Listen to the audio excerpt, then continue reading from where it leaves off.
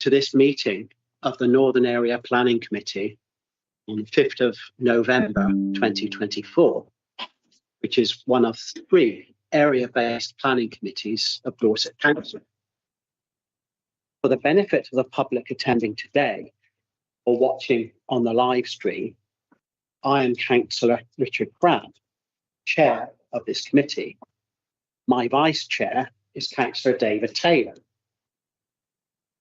The meeting is being live streamed and will be available to view on the Council website after the meeting.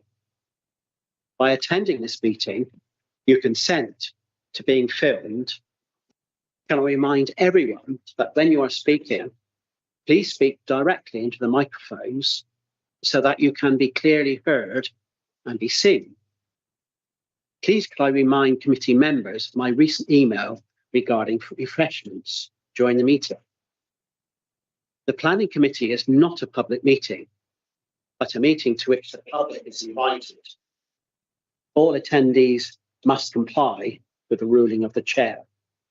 They must not interrupt the meeting or cause undue disturbance. To support this, please switch off your mobile phones or select silent mode for the duration of the meeting. And those using Teams, please ensure microphones are on mute and your device volume is set to 0 to maintain audio quality. Only those who have registered to speak in accordance with the speaking protocol will be invited to address the committee for a maximum of 3 minutes. No material is to be circulated to members of the committee. We have 4 planning applications to determine today. The first is to consider an outline planning permission for 30 dwellings. The second is a referred matters application for 107 dwellings. The remaining 2 applications concern Dorset-owned properties. For each application, the case officer will be invited to present their report and recommendations. Next, I will invite members of the public who have registered to speak to address the committee in the following order: public against, public support, applicant or agent, town or parish council, and board members. Each speaker has 3 minutes. Please come to the small table at the front when I call your name. Sit down at the chair so that you are close to the microphone. Turn on the microphone by pressing the right-hand side button and press again to turn off when finished. Please speak clearly. I'll give you a heads up when you have 30 seconds left of your 3 minutes. Following public speaking, the planning officers will have the opportunity to address any salient points they wish to clarify, and committee members will be given the opportunity to ask questions of the planning officers before moving on to the debate. When we go into councillor questions and debate, for the benefit of the public watching, can members state their name and ward when addressing the meeting, always directing comments via the chair? At the end of the debate, I will take the vote by a show of hands. The voting detail will be recorded in the minutes if 3 or more members make the necessary request. Now, I will start the agenda. We have received apologies from Councillor Les Fry. That's the only apologies we've received today. Declarations of pecuniary interests or other conflict of interest, bias or predetermination. If you think that should something come up, then please let me know. Minutes of the last meeting. Please can we show, by a show of hands, proof of the minutes of the last meeting held on Tuesday, the 1st of October. Thank you very much. That's approved. Registration for public speaking. Members of the public wishing to speak to the committee on a planning application should notify the Democratic Services Officer no later than 2 days before the meeting. The deadline for this meeting was Friday, 1st of November at 8:30 a.m. The planning applications. So today we have 4 applications to consider, as I mentioned earlier. As a very rough guide, I think the first one may take roughly an hour to decide, and the second around 45 minutes. The remaining 2 may be completed very quickly, but this is just a very rough guess. You never know how it's going to go. I think that it is unlikely that we will need a break in the meeting, as it's likely to last less than 3 hours. I will let you know as the meeting proceeds if we need to take a project services officer who is going to be taking over. So I think now we can move on to the first page. Thank you, Chair. I'm having us.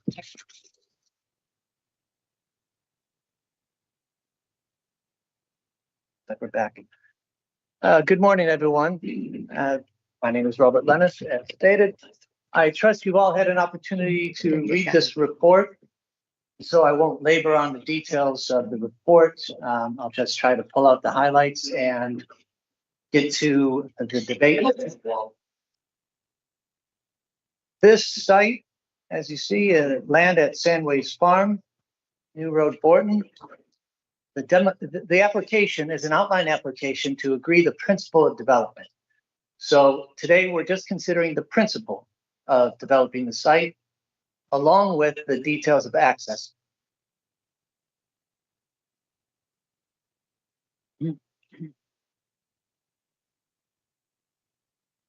This is a location plan of the proposed development.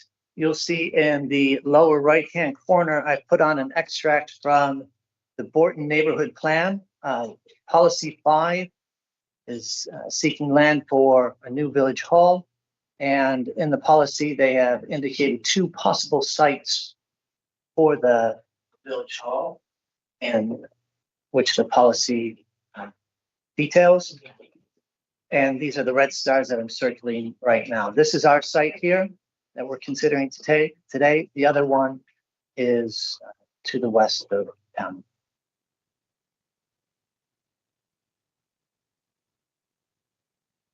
The constraints of the site are relatively few. We have 2 listed buildings. And this is Sandways Farm, and this is Sandways. As we're just dealing with the principle of development, the heritage, the conservation officer has not raised any objections to the proposal, or there's no details really to assess. Moving along, here's an aerial photo of the site. It's agricultural land outside the settlement boundary, adjacent to the settlement boundary. In policy terms, the site is technically within the countryside, and our policies state that any development in the countryside would normally be restricted and strictly strictly controlled unless it is required to enable essential rural needs to be met. And policy 5 is a stated rural need. And so through the adoption of the neighborhood plan, we can consider development for this site in the terms of policy 5 in the Borton neighborhood plan. The next slide is an indicative layout. The applicant, after the previous refusal, was encouraged to do some pre-application submissions to help improve the design. And this indicative layout does have the benefit of advice from our heritage officer and our urban design officer. However, it is only indicative, as I said, and I'll keep repeating, that it's the principle of development we're looking at in light of policy 5 in the Borton neighborhood plan. The next slide is, this is the layout of what was approved about 7 years ago, shortly. Oh, pardon me. It was Just do we say this? Resolution to grant permission. There's a resolution to grant permission on this application and this layout you see. However, the section 106 that would secure the benefits as set out in policy that policy 5 seeks has never been agreed or entered into. So we have never issued the decision for this layout. And this layout follows very closely to what Horton Neighborhood Plan says in terms of the number of housing. They give a small area of land in which to build housing, and by an estimation, it would be 9 houses. And clearly, in my knowledge of the site and having seen the viability report of the current scheme, 9 houses is not going to be able to deliver the land for the village hall or the land for the amenity space, which is the policy is seeking 1.5 hectares of amenity space, which is this big field here. And then 0.3 of a hectare for the car park. And the indicative layout shows us that they could achieve, this is 1.4 hectares, and the village hall would get the 0.3 hectares. So it's very close to what the policy is seeking to achieve.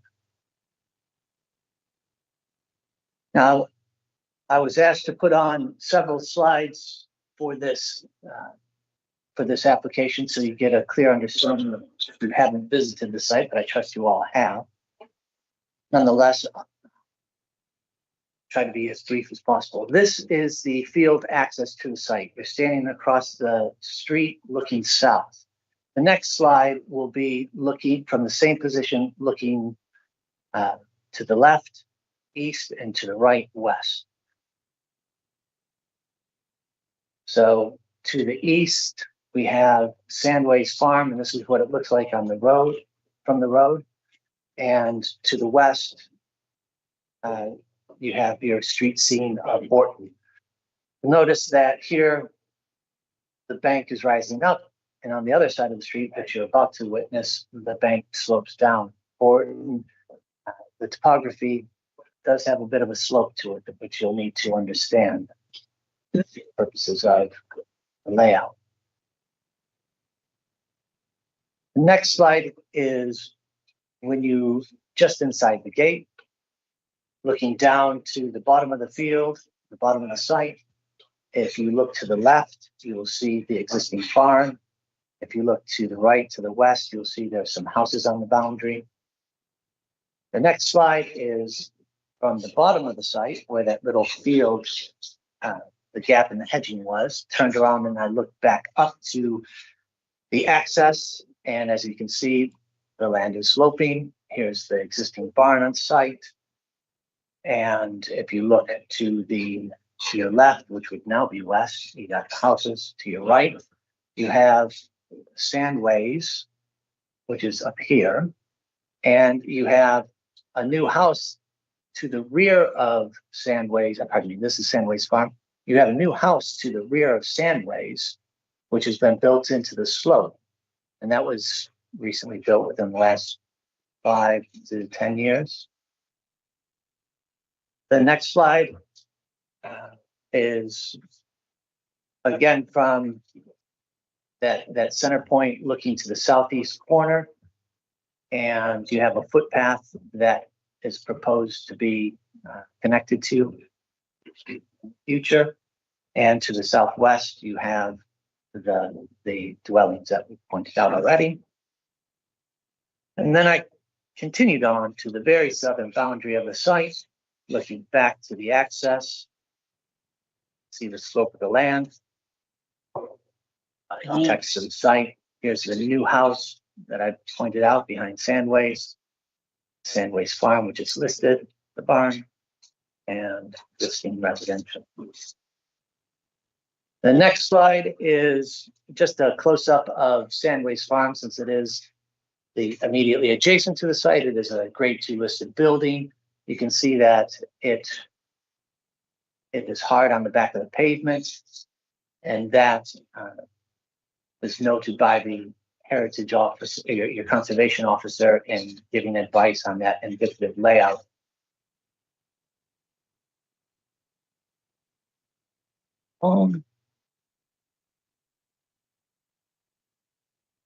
The natural environment team has no objection to the application. The biodiversity mitigation plan is acceptable to them, and they had requested this parameter plan to help clarify some of the buffer zones around the site and bring out clearer detail of what they were requesting. The next slide is for my colleague Steve Savage to talk about highway matters. I'll turn over to Steve and then wrap up the presentation shortly after that. Steve. Thank you, Robert. Good morning, everyone. As you've heard, access isn't a reserved matter, so we are considering it today. What you can see before you is the access approximately position of field gate from the photo that Robert showed you. The blue line is in each direction, visibility displays, and you can see that, particularly on the enlarged view, that we have 2.4 by 70 metre visibility display in that direction. Now that was relating to a 40 mile per hour traffic speed. The application came in, the C-class road was subject to a 40 mile per hour speed limit, but it's now a 30 mile per hour speed limit. And we don't be looking for 43 metres, so the assurance I can give you is that the visibility displays that we see there are in excess of what we'd normally be looking for. So hopefully that convinces you that it should be safe, even allowing for some transgression of up to 30 miles per hour. And the access, again, that's in an indicative form, but you can see that they can form 5.5 metre wide access with footways on either side, standard 2 metre footways, which will then link up to the existing pedestrian provision along the main road. So in highway terms, we're supportive of this. It's safe, it meets the criteria, and we recommend additional approval accordingly. Thank you, Robert. Thank you, Steve.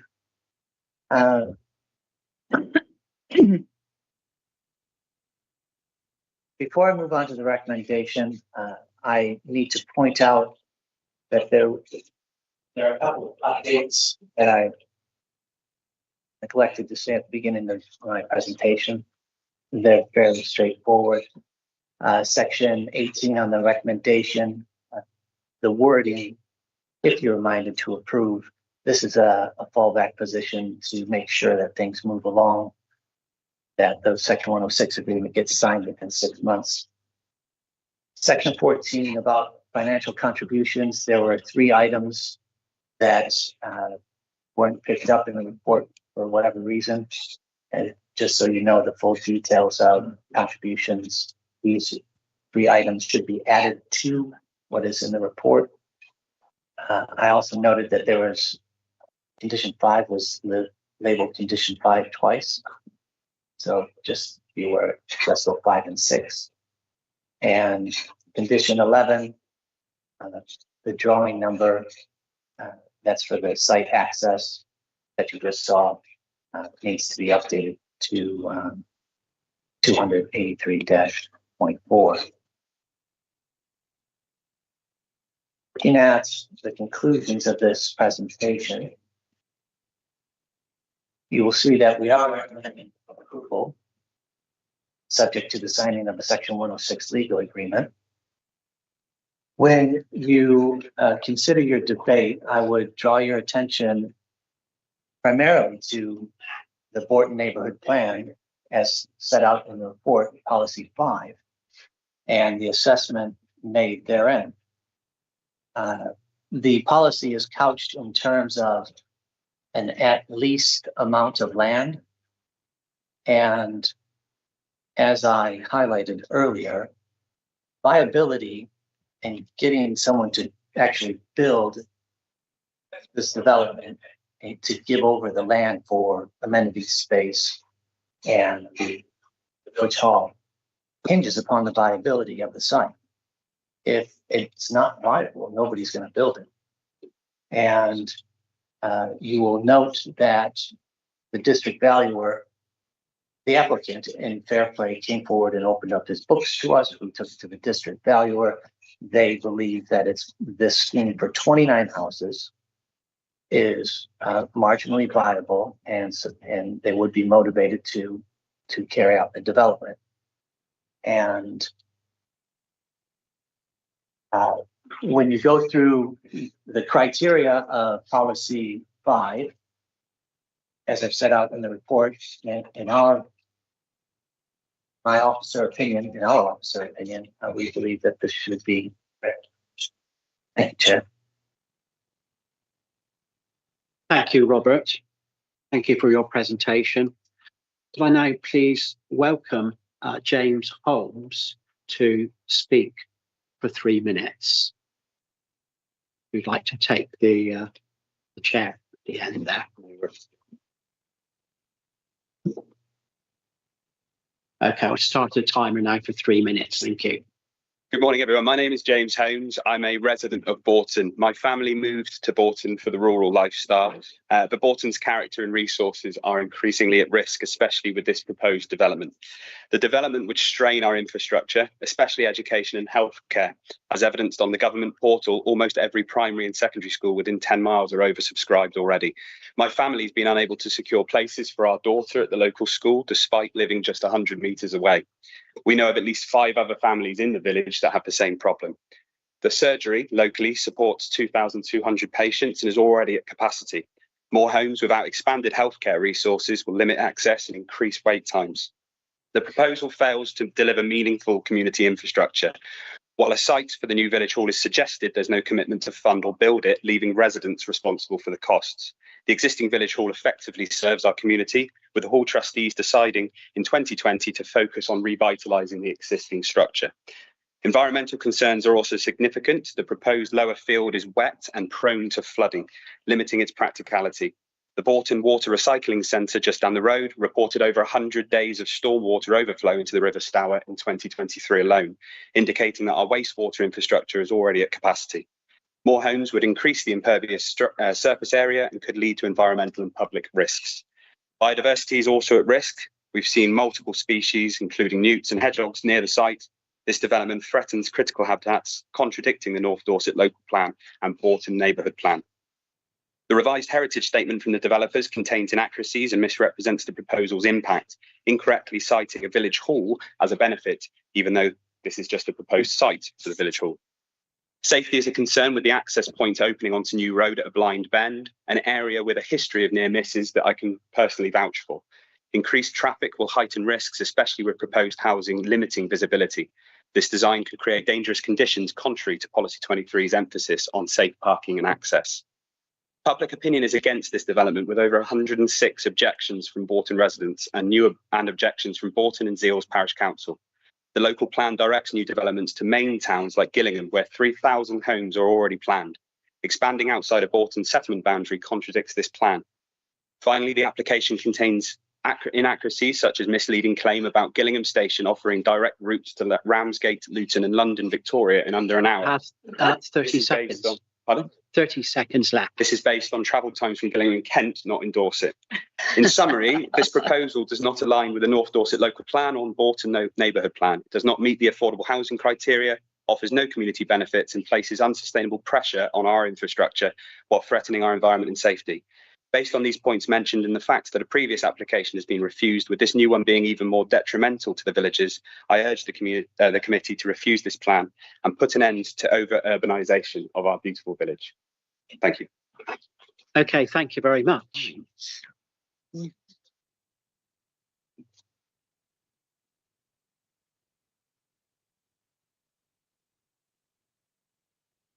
Could I please welcome Paul Curry to speak, please?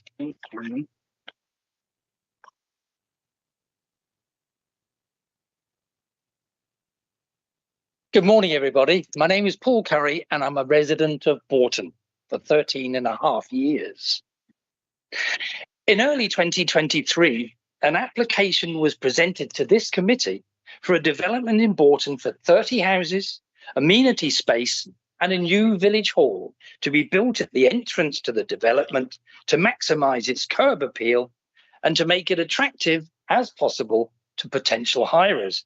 The hall was to have its own dedicated car park adjacent to it. This hall and car park were to be gifted to the community.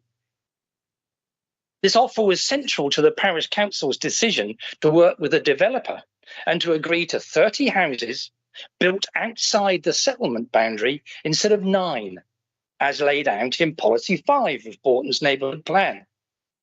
This plan was rejected soundly by the 2023 Planning Committee on the Planning Officer's recommendation.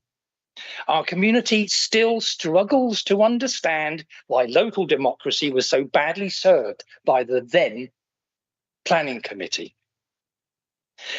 Now, 20 months later, after much discussion between developer and planning officer, another iteration comes before this committee. We still have 30 houses, 5 or 6 affordable, barely 17%, not the 40% requirement, and tellingly only the provision of a site for a village hall, which is far from the road, at the low point of the development, in an area which is, to say the least, boggy. There is to be no dedicated car park, but 19 spaces situated amongst the dwellings, free to be used by the residents and indeed anyone else that happens to park there. The hall and car park's original position is now to be occupied by two terraces of cottages, 9 in all, along New Road, hard against the pavement, attempting a modern pastiche of 3 200-years-old labourers' dwellings situated at Sandways, some 100 metres distant. So, 30 houses, contravening Policy 5 of the Neighbourhood Plan, and no village hall. Just the site for its construction. A plan which is so unsuitable, it has attracted over 100 objections to the planning portal. Believe me, Bourton will never afford... 30 seconds. Bourton, thank you. Bourton will never afford some £900,000 needed to take advantage of this severely reduced offer.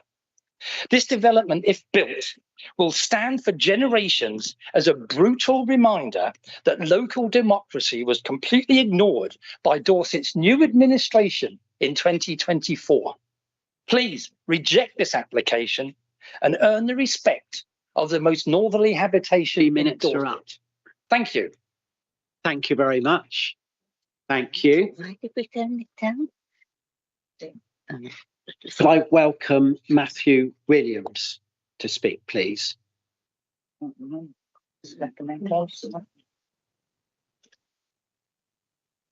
Thanks, Chair. Good morning, councillors and officers. Thanks for the opportunity to speak. I'm Matt Williams of Brimble Lee, the agent. I'd first like to commend Mr. Lennis's report, which provides a very comprehensive and impartial assessment of the proposal against relevant planning policies. You heard following the previous refusal, we have engaged extensively with officers to demonstrate that the principle of development can come forward in a sympathetic manner and to secure the collective agreement of Mr. Lennis and the Conservation Officer, Urban Design Officer, Highways, Ecology and Flood Management team. I cannot underestimate how much time has been invested to secure that position. My client is committed to delivering the layout presented with this application, but as you've heard, layout is indicative. So if members have any particular concerns about the layout that Mr. Lenn has shown, informatives can be placed on the outline permission to guide the detailed design. The District Value has independently reviewed the proposal for the council and confirms that the scheme is marginally viable, which you heard from Mr. Lennis, and that is, to be clear, to fulfil the objectives of the Neighbourhood Plan Policy 5, which is the provision of land for the village hall, parking and amenity space. The neighbourhood plan forms part of the development plan and is therefore key to the determination. There was a previous resolution to grant outline permission with 9 dwellings, but the 106 was not signed because that scheme was unviable.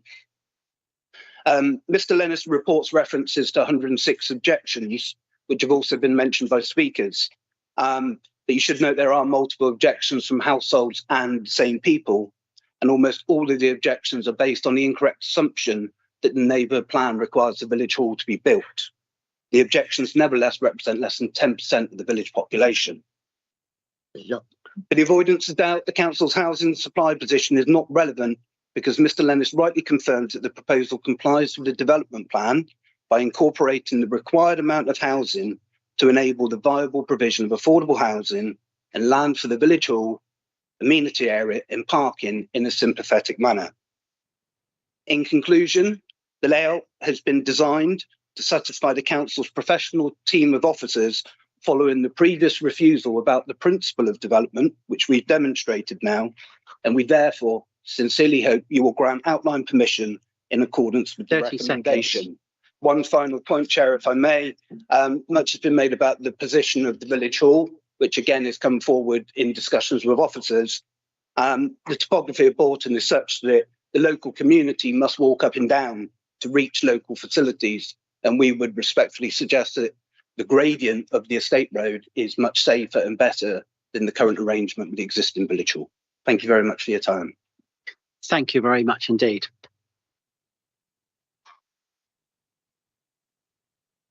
Could I ask Councillor Peter Williams to speak, please, from Bourton Parish Council? Thank you, Chairman. I'm Peter Williams, Chairman of Bourton Parish Council, and I'm trying to figure out how to switch this on. Right-hand The button on the right. That's it. GA Land's current application includes the site for a new village hall in a far less acceptable location than previously proposed. This time, the offer is only for the plot for a new hall, presenting the community with a huge challenge of funding its construction. The preferred new hall location is on the site of the existing barn, where it would have much greater accessibility, appeal, and financial viability. Having an adjacent car park would make its designation to be used by hall users only much more viable than with the current application, in which there's a big gap between the main car park and the hall site, risking its utilisation by residents, thereby restricting access to the hall for many individuals. The proposed development will be contrary to the local plan on a number of issues, including the following. Policies 2 and 6 stress that there should be a local rather than strategic need for housing. The application fails to comply with these policies since there is no local need for 30 dwellings on the Sandways site, especially since 61 houses have been built in Bourton over the last 10 years, and planning permission has been granted for another 14, in total representing a 20% increase. Policy 20 stipulates that development in the countryside outside defined settlement boundaries will only be permitted if A, it's of a type appropriate in the countryside, or B, there is an overriding need for it to be located in the countryside. There is no need for housing on the application site, especially since it is outside Bourton's settlement boundary. The siting of 9 dwellings roadside next to Sandways farmhouse would harm the setting of this heritage asset and would be contrary to Neighbourhood Plan Policy 1A in that the development would fail to create a sensitive transition between village and countryside. These dwellings would also harm the relevant important view of the countryside, contrary to Policy 1B. The previous application did not degrade the relevant countryside view since the village hall would have been positioned where the old barn is located, with the hall car park alongside, such that views to the south would have been preserved. Locating 9 properties immediately roadside would also fail to respect Policy 2B, as they would create a very urban feel for this part of Bourton. Finally, the current application prompted formal objections from 106 residents, a record-breaking total for Bourton. Based on what the leader of Dorset Council said in the current edition of Dorset Council News, we have already demonstrated that we're doing things differently. We said that we would listen to our residents and act on what they said in a meaningful and positive way. Hence, based on the scale of objections by Bourton's residents, Bourton Parish Council insists that this application should be refused. Thank you, Chairman. Okay, thank you. Please could I ask Robert Lennis and Hannah Smith to comment, make any salient points where you need to. Thank you, Chair. Just a comment on the infrastructure contributions. There was a comment about education and concerns about places. There is a contribution for secondary and primary school education of £6,094.34 per dwelling towards those towards the provision of secondary and primary contributions. And whilst there may be those concerns, we can't solve existing problems. We can just make sure that this development contributes what it needs to towards that requirement. The same with the NHS. There's an NHS infrastructure contribution of £722 per dwelling, which will be payable as part of the contributions. I think that's the only comment at this stage. Thank you, Chair. Okay, thank you. Please, could we move to questions? So what I'll do is I'll go around and ask whether members do have questions. Councillor Taylor. Yeah, thank you, Chair. Thank you, Chair. I'm David Taylor, Vice Chair of Planning North Dorset and Chant St Mary Parish. Yeah, looking at the application, I think one of the concerns I'm really looking at first of all, I'd like some feedback to company is the flooding action in the floodplains towards the middle of the plot. Now, as you mentioned already, in the conversation, the fact that the floods are there, can we see if there's mitigation involved to actually protect buildings if they were to go forward for flooding?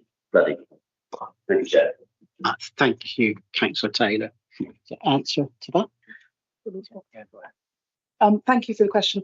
There are indicatively shown subspasements in the site, and we would expect a full drainage scheme to ensure that the development was safe for its lifetime at the full detail stage. Thank you for that. Councillor Rideout. No questions, Chairman. Thank you. Councillor Jeans. No questions, Chairman. Thank you. Councillor Major. No questions. Thank you. Councillor Wood. Yeah, just a couple of questions, please. Yes, okay, go ahead. Thank you. Just the differences between the original full application layout and the one that's revised with this outline application. Can you just highlight what the actual differences that you worked on were? Okay, so answer. Excuse me, Councillor. Could you be clear? Do you want me to talk about the two plans that I had on earlier or the previous plan? So you mentioned that they had worked with planning officers to work on the layout for this new outline. So I'm just wondering what changes were made between this one and the previous. So the previous application that we had last year, that came to committee last year, came in, that was refused. And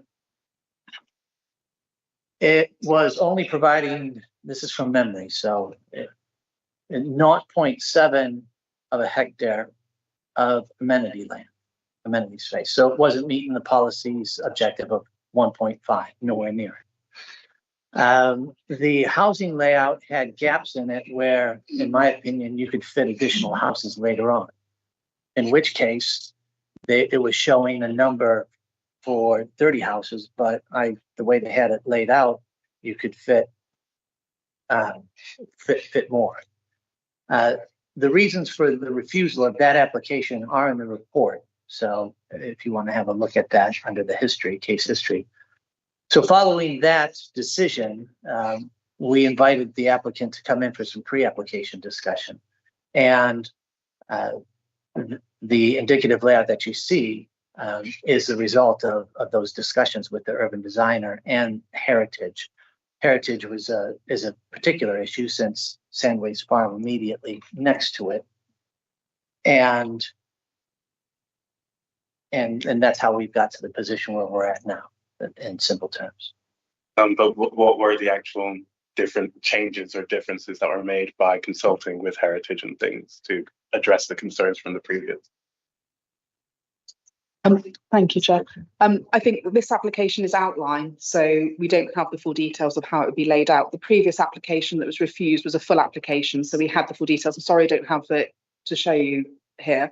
It used up slightly more land for the housing, so it was a more loose layout for the housing site, so it impacted on the amount of open space that would be provided. And it did include the provision of the hall rather than just the service plot of land for it. So the main difference was the density that was shown was more loose knit and took up more of the site. Could you put the site layout on, please? So it took up slightly more of the site towards the open space, and it had more of the land taken up for the housing. It was 30 dwellings in full. So we have the appearance and the design of it. Slightly, as Robert's explained, slightly less space for the open space compared to the policy. But the obligation that the developer was going to enter into then to construct the hall rather than just provide the plot. That's not in front of us today. And as Robert's explained, the policy doesn't require that. But that's some of the main differences. And also the hall was shown at the top of the site where the parish preference is for it. And it had more parking around it compared to what's shown indicatively here. And if I may, just another question. Yes, go ahead. You mentioned about the viability and that it's marginally viable to provide land for the village hall. Is that correct? And what does marginally viable mean? Does that mean that it's potentially going to be not viable at some point? Is that how likely is that to happen? Just around the marginal viability issue there. Thank you, Chair.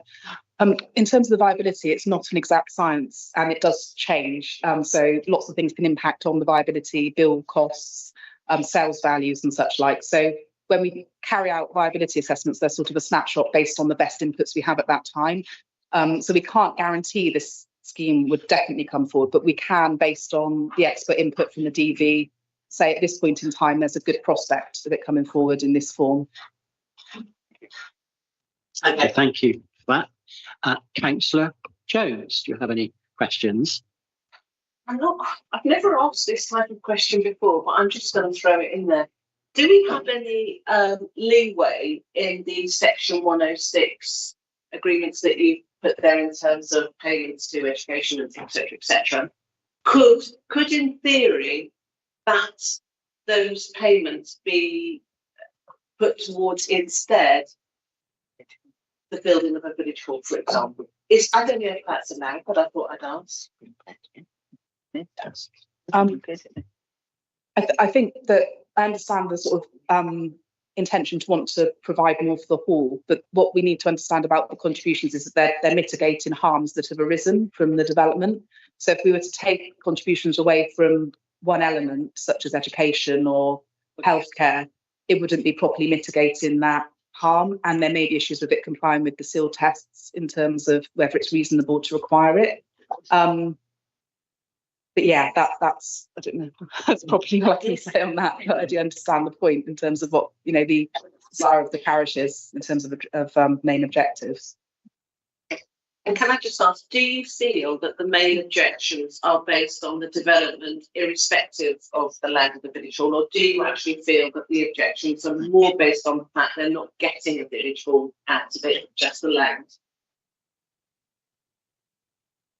I can't speak for the parish council, but I think the previous application that was submitted that had the parish support showed the hall in a different location. I think that's one of the concerns because the topography of the site slopes and there's concerns about accessibility. And I think the full layout that was shown previously showed the site in the preferred location for the parish, and it showed the parking in an accessible location next door to it.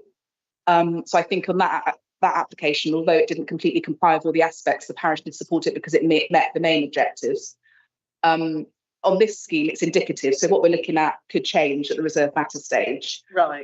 So it's not fixed, but it has gone through a process of looking at the constraints and the specialist input to say, would that fit in? So it gives us confidence that something could go there, but the actual details, if the exact details, would be for the reserve matter stage. Thank you for that. Councillor Vitali. Thank you, Chair. Morning, Rob. It seems to me that the crux of this particular application concerns the neighbourhood plan. I've got two questions on that. The first is this provision in A on policy 5, the new village hall, which is a small housing development may also be provided on the site in order to make the release of the land viable, the use of the village hall and associated amenity space. How have you interpreted small housing development? How should we interpret it as the committee? Is 30 homes a small housing development? And the second question is, we've heard two things today. One is that this site is outside the settlement boundary, but also that it's in the neighbourhood plan as a potential site for a new village hall. How have you weighed those two things? Thank you. Could you repeat the second question? Sorry. The second question is that we've heard simultaneously today that the site is outside the settlement boundary, but it is also in the neighbourhood plan in policy 5 as a potential site for a village hall. So how have you weighed those two things against each other? So your first question was, how did I, or what did you consider? Which the earlier scheme, just 9 houses that I showed you, it never came forward. There's just not enough incentive for someone to pick that up and deliver it. So at least needs to be interpreted in the view of what the viability of the site is. And from the district valuer, we believe that this is viable. Marginally means it's just getting over. So somebody should be able to pick this up and make a profit, and the landowner be satisfied and the developer and make a profit. That's what viability is all about. And then your second question about the settlement boundary and building outside of the settlement boundary. Well, the overriding local need is established by policy 5, asking for land for a village hall and land for amenity space. So that's how we got to making or considering this site acceptable. If it wasn't going to deliver the village hall, if it wasn't going to deliver the open space, the amenity space, it wouldn't be acceptable. And full stop. And just to confirm for us as members of the committee that the crux of this is policy 5 in the neighbourhood plan. Had that provision not been there, this wouldn't have been permissible, but because it is here, we should be minded to think differently about the application. Thank you, Chair. Yeah, I think the development plan is comprised of the made neighbourhood plan and our local plan as all part of the development plan. So all the policies in it need to be considered and the correct weight given to each policy. So I think that it's important to note that it is outside of the settlement boundary. And when you look at it against the local plan, it would be policy 20, development in the countryside, and that's where the local need comes into it. So if you judge it against that policy, there is a conflict there because 30 dwellings, you'd normally be looking at just meeting local need. The context here is slightly different because you have the neighbourhood plan, which does allow some development, and small housing development isn't completely defined in the policy. And I think you could probably say that the previous 2 applications on this site and on Soundways Farm had 9 dwellings, and that's probably more akin to a small housing development and potentially what was envisaged by the neighbourhood plan. However, I think this has gone through a viability assessment, and it's material that this has shown that it can deliver the land for the hall and the housing, and there's benefits to be attached to the small amount of affordable and the market housing, and that has to be weighed in the balance too. So I think you have to look at the development plan as a whole, and there are some conflicts in terms of policy 20, but there's also elements that weigh in favour in terms of the neighbourhood plan and what that's trying to achieve. And there's most of the elements of that policy would be adhered to. I think that there's potentially a slight conflict in terms of the small housing development, but for the land to be released, there's potentially the requirement to have slightly more dwellings, which does attach some weight to it in terms of the benefits that would provide as well. So yeah, thank you for the questions. I think that really comes to it goes to the heart of what we're considering here in terms of the layers of policy and the material considerations also. No more questions. That's very helpful. Thank you. Okay, thank you very much for that. Councillor Pothecary. Thank you, Chairman. I know it's only an indicative plan at the moment, and it's it's probably a strange question, but do you have any rough idea of the distance between the entrance to the site and where the proposed village hall would be located, and then the entrance to the site down to the car park? Could you, rule of thumb, just give me some information about that, please? Thank you. Just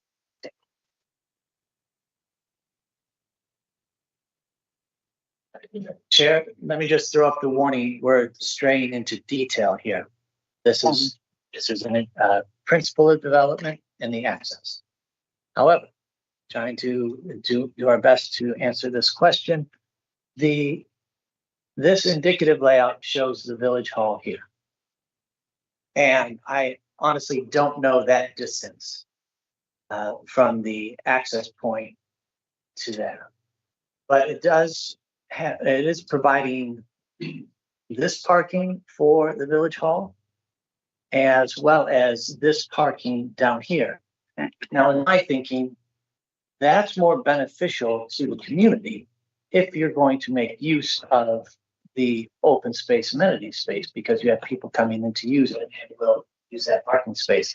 But that parking space can also double for your larger events at the village hall. Village hall, quite often, the meetings that go on, in my opinion, in my experience, are relatively small. Your day-to-day happens. And so this amount of parking might be just right. But this is all indicative. We're just hypothesizing at this time, but with a bit of an education behind it. So that distance for the day-to-day needs and that parking is fairly close. It's very reasonable. From the point of access to there, I would suggest that's 50 meters. And then that same distance you might estimate from the middle of this parking area back up to the hall. And the points about local topography, I had a picture of the entrance to the existing village hall, but I didn't put it in this slide, this layout, this presentation. But you can see here the slope of the land and that was the point of giving you these photographs, is to help give you an idea that the land does slope. And no matter where you put the village hall in this, in my opinion, and important, you're most likely to come across some sloping topography, whether it's up or down, going in or out. Okay, thank you. Thank you. It is entirely because of the slope that perhaps elderly people walking to a potential village hall would find it quite difficult with the new indicative plan rather than the old one, which was quite close to the road. Thank you very much. Okay, thank you for that. Councillor Jesperson, do you have a question? Councillor Sherry Jesperson, Hillforts and Upper Tarrantford. I have a question, Mr. Chairman, but can I just put a supplementary to what Robert has just said about the planning for the village hall, because I was going to ask about, I'm well aware that this is an indicative layout, but the indicative layout has demonstrated there has 12 parking spaces for the village hall. I have many village halls in my ward, and one right opposite my live that has 19 parking spaces. 19 parking spaces never proves to be enough for that village hall, which is slightly smaller than this one, and they lose a lot of business because they don't have enough parking spaces. So I would have to say that I think that the indicative layout of the 12 parking spaces for of that village hall is not sufficient. So should we be minded to approve this, I would like an informative, if the committee agrees, to say that they have to look again substantially at the parking for the village hall, because what's in that indicative layout won't be adequate. But that's only if we decide to support this. So I just put that out there while I've got the microphone. My question, Mr. Chairman, was just for clarification, could we just be absolutely clear that whether the contribution to the education budget, that goes into a Dorset Council pot, does it? It is not to be, it's not available to be spent necessarily on the local primary school. Thank you, Chair. Yes. It's a pooled contribution, but it has to be used in the catchment where the need arises. So it would be looking at the catchment for primary, catchment for secondary. So we don't want to be so specific to say it will be for that extension to that primary school or that provision at that secondary school, but it has to be in the catchment that's served where the children would go to. So there is the reassurance that it would be spent where the need is and where it arises.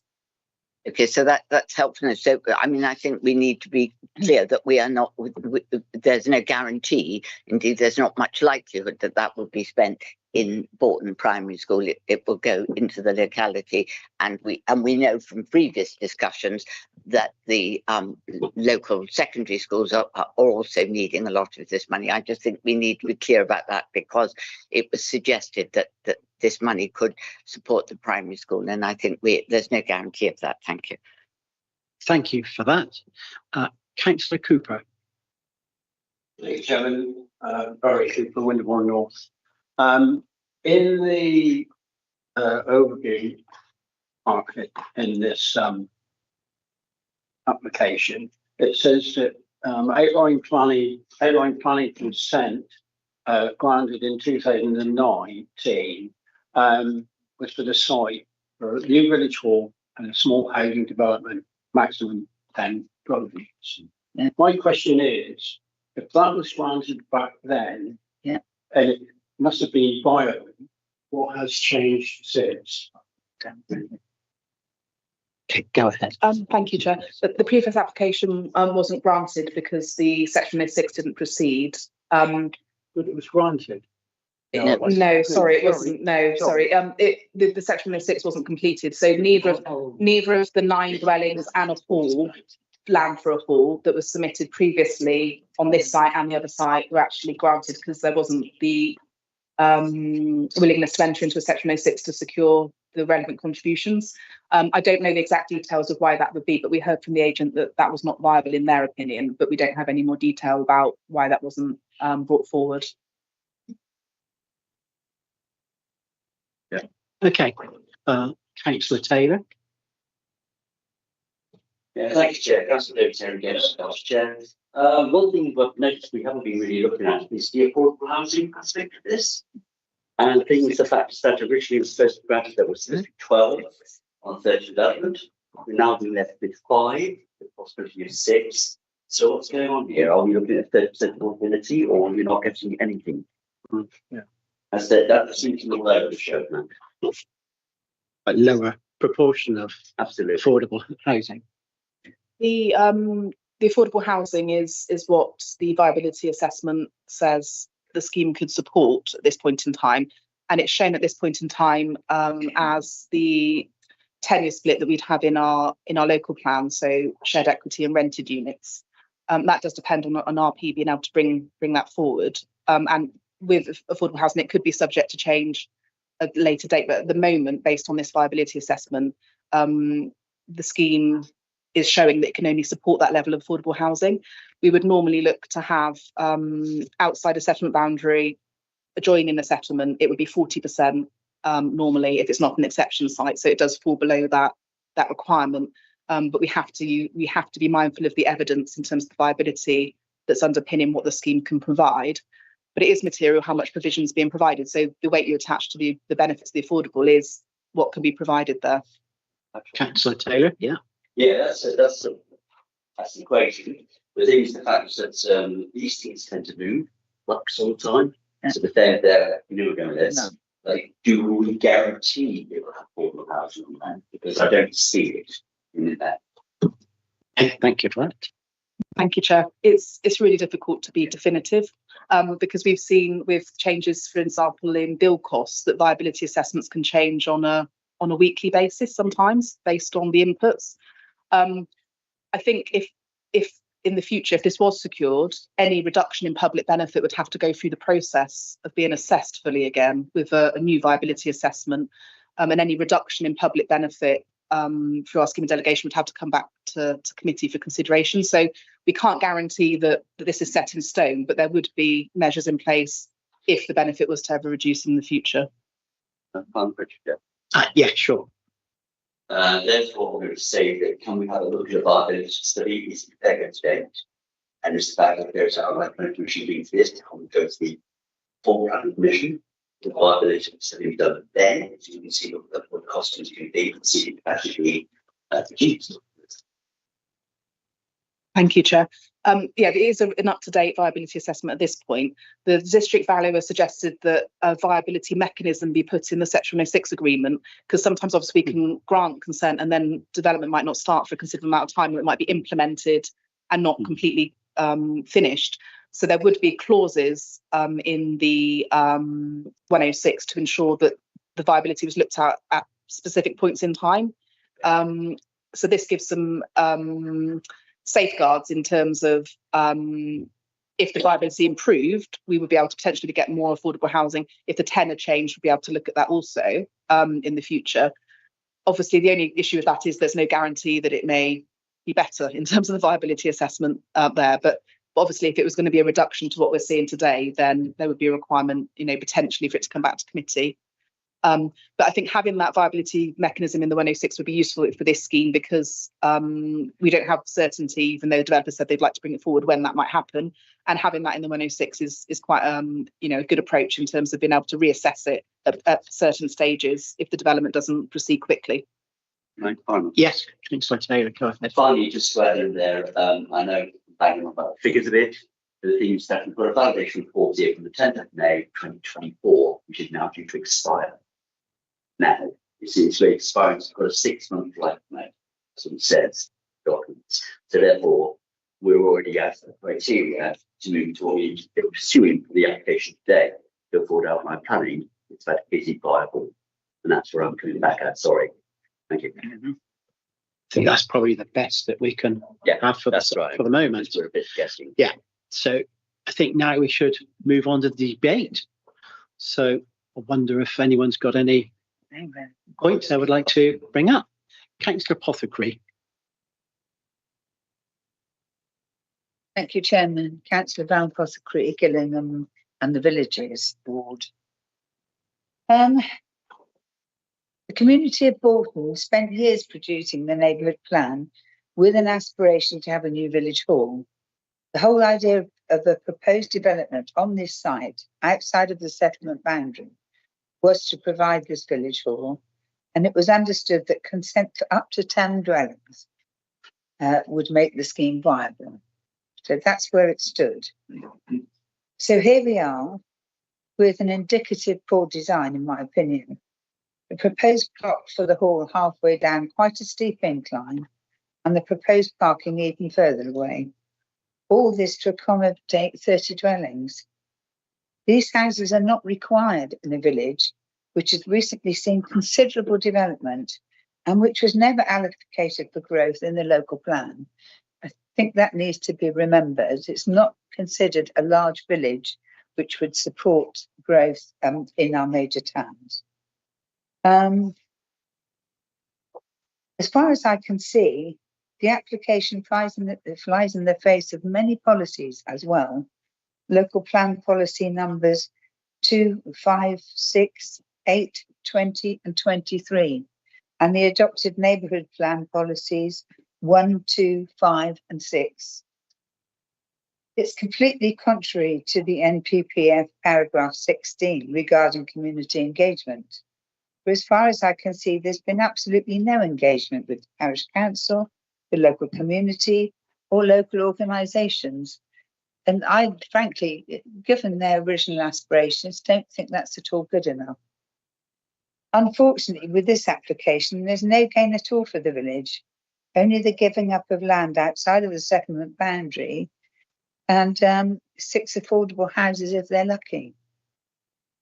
The last application for development on this site was refused, and the only change in this application has been the withdrawal of construction of the village hall. No benefits at all. I would like to propose refusal of this application. on the grounds that I've quoted. Thank you. Okay, thank you. Yeah, that's seconded. Yeah, Councillor David Taylor has seconded that, and Councillor Pothbury has proposed that permission be refused. Councillor Rideout, sorry. Please could the planning officers comment on the proposal? Thank you, Chair. Thank you for the reasons. I think we just need a clearer steer on which policies. It was outside the settlement boundary, you were saying. Yes. And what neighbourhood plan policy, sorry? As far as I But could see, 1, 2, 5 and 6, I've got 3.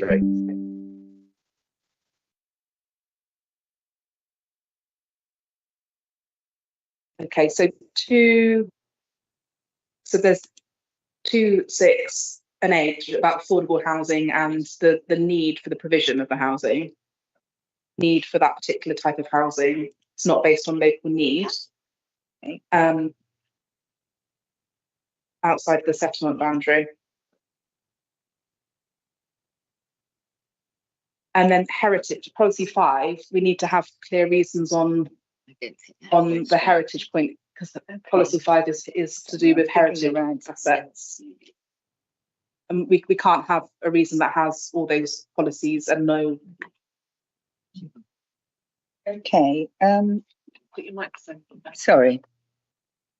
Policy 2, core spatial strategies. Requires development to be focused on the 4 main towns in North Dorset, which I've already explained. So, yeah, yes, that's fine. The spatial strategy conflicts. Yeah, it's understood. So policy 5 is heritage. So is it part of the proposal that there's an impact on heritage assets? I've got policy 2, core spatial strategy. That's what I've got. It doesn't say. On this basis, the current application fails to comply with policy 2 as there's no local need for 30 dwellings. So I think that's the local plan policy 2.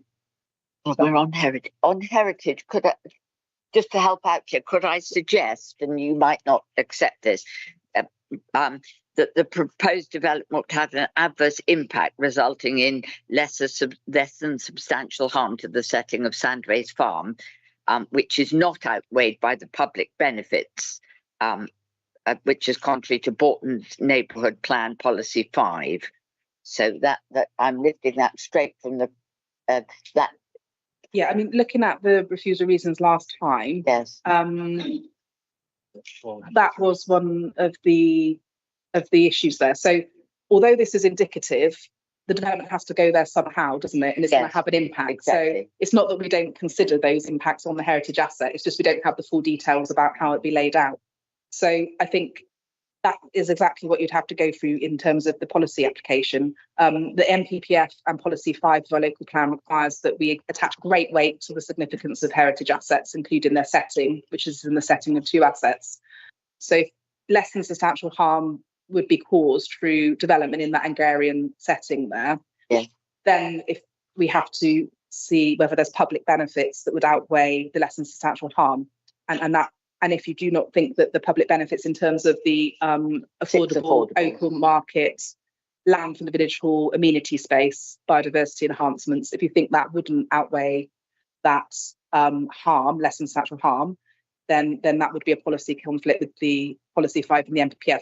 Which is, if you have a look at the heritage section of the report, that sets out the officer recommendation that the benefits do outweigh that less than substantial harm. But that is what you'd need to go through in terms of the consideration if you didn't agree with that. So the committee might take the view that we don't think it does outweigh. Is that what you're saying? Yes. Okay. Okay, I'm aware that there's a number of people waiting to speak. Yes. Councillor Rideout. Thank you, Chair. Belinda Rideout, Gillingham Ward. I'm trying to keep a very open mind on this one because I've been involved with the delivery of the village hall for 7 years. It was spoilt with that original application that came through, which was totally in line with the Board Neighbourhood Policy 5. but for obvious reasons, which we now know, and viability issues, that skewed the whole criteria for delivering the village hall. And now development is unrealistic in accordance with Bolton Neighbourhood Policy 5, and maybe Bolton Neighbourhood Plan needs to be updated. Just a thought. But that being said, for me, a lot of the issues with the previous application still stands with me, as we've heard from colleagues across the table. And I won't go through all of them because they've all been mentioned already. There appears to be in the village no appetite for a village hall now. This has been going on so long, so I'm trying to keep that in mind. I'm also a bit concerned about the viability review clause that will be within this application within 106, I guess. And what's going to happen in the future when they come back and then we end up with a site of 30 plus houses and no village hall. That is a big concern to me. Yeah. So for me, as it stands at the moment, the benefit is not, the benefit does not outweigh the harm from this application. I want to say at the moment. Okay, thank you. Councillor Jesperson. Yes, thank you. Well, I'm very familiar with this site and with these previous applications, and I've been listening to this presentation and becoming increasingly unconvinced by this planning application. It's not in conformity with the North Dorset local plan. We don't have the 5-year housing land supply. We do have a 5-year housing land supply, so the tilted balance doesn't apply. So therefore, this is in countryside where countryside policies apply. The only reason we would be going against that policy is if we had public benefit reasons to do so. The public benefit reasons we are being offered is that it meets the Bolton Neighbourhood Plan. I'm just wholly unconvinced by that argument. I think it doesn't. The Bolton Neighbourhood Plan was very, very clear that it would be prepared to accept a small number of homes, up to 10, in order to support the delivery of a village hall. What we have here is 30 houses that are not meeting the policy compliance for affordable housing, 30 houses, which is not a small number in a village by any standards, and a site where a village hall could go.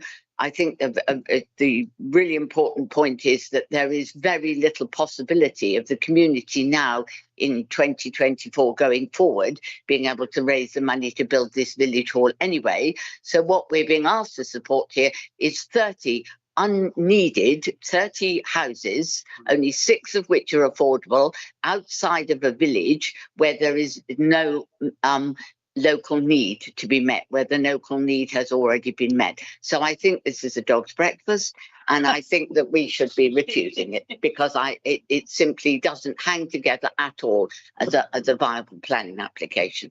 Okay, thank you. Councillor Cooper. Dog's breakfast is a technical planning term, I should say. Yeah. Councillor Cooper. Thank you, Chairman. Could you put up the salt line? What concerns me, it struck me when I first looked at it, was it's outside the settlement boundary, and it's really encroaching into the countryside. Yes. So I support all what's been said, and I would support refusal on this application. Can we go to the vote then? Okay, thank you, Councillor Cooper. Councillor Taylor, did you have another point to make? No, it's been raised. Thank you, Councillor Jefferson. Okay, thank you. So, yeah, just hold on.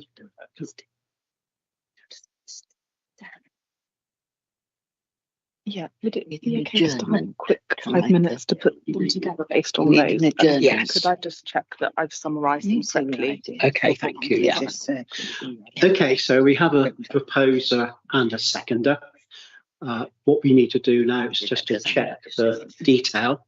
So I'm going to adjourn just for a few minutes while this work is just done. Just here, okay? Thank you. This is where you need to make sure that it's topping up. I know, but they're going to adjourn. You need to make your proposal. You need to make sure that there's a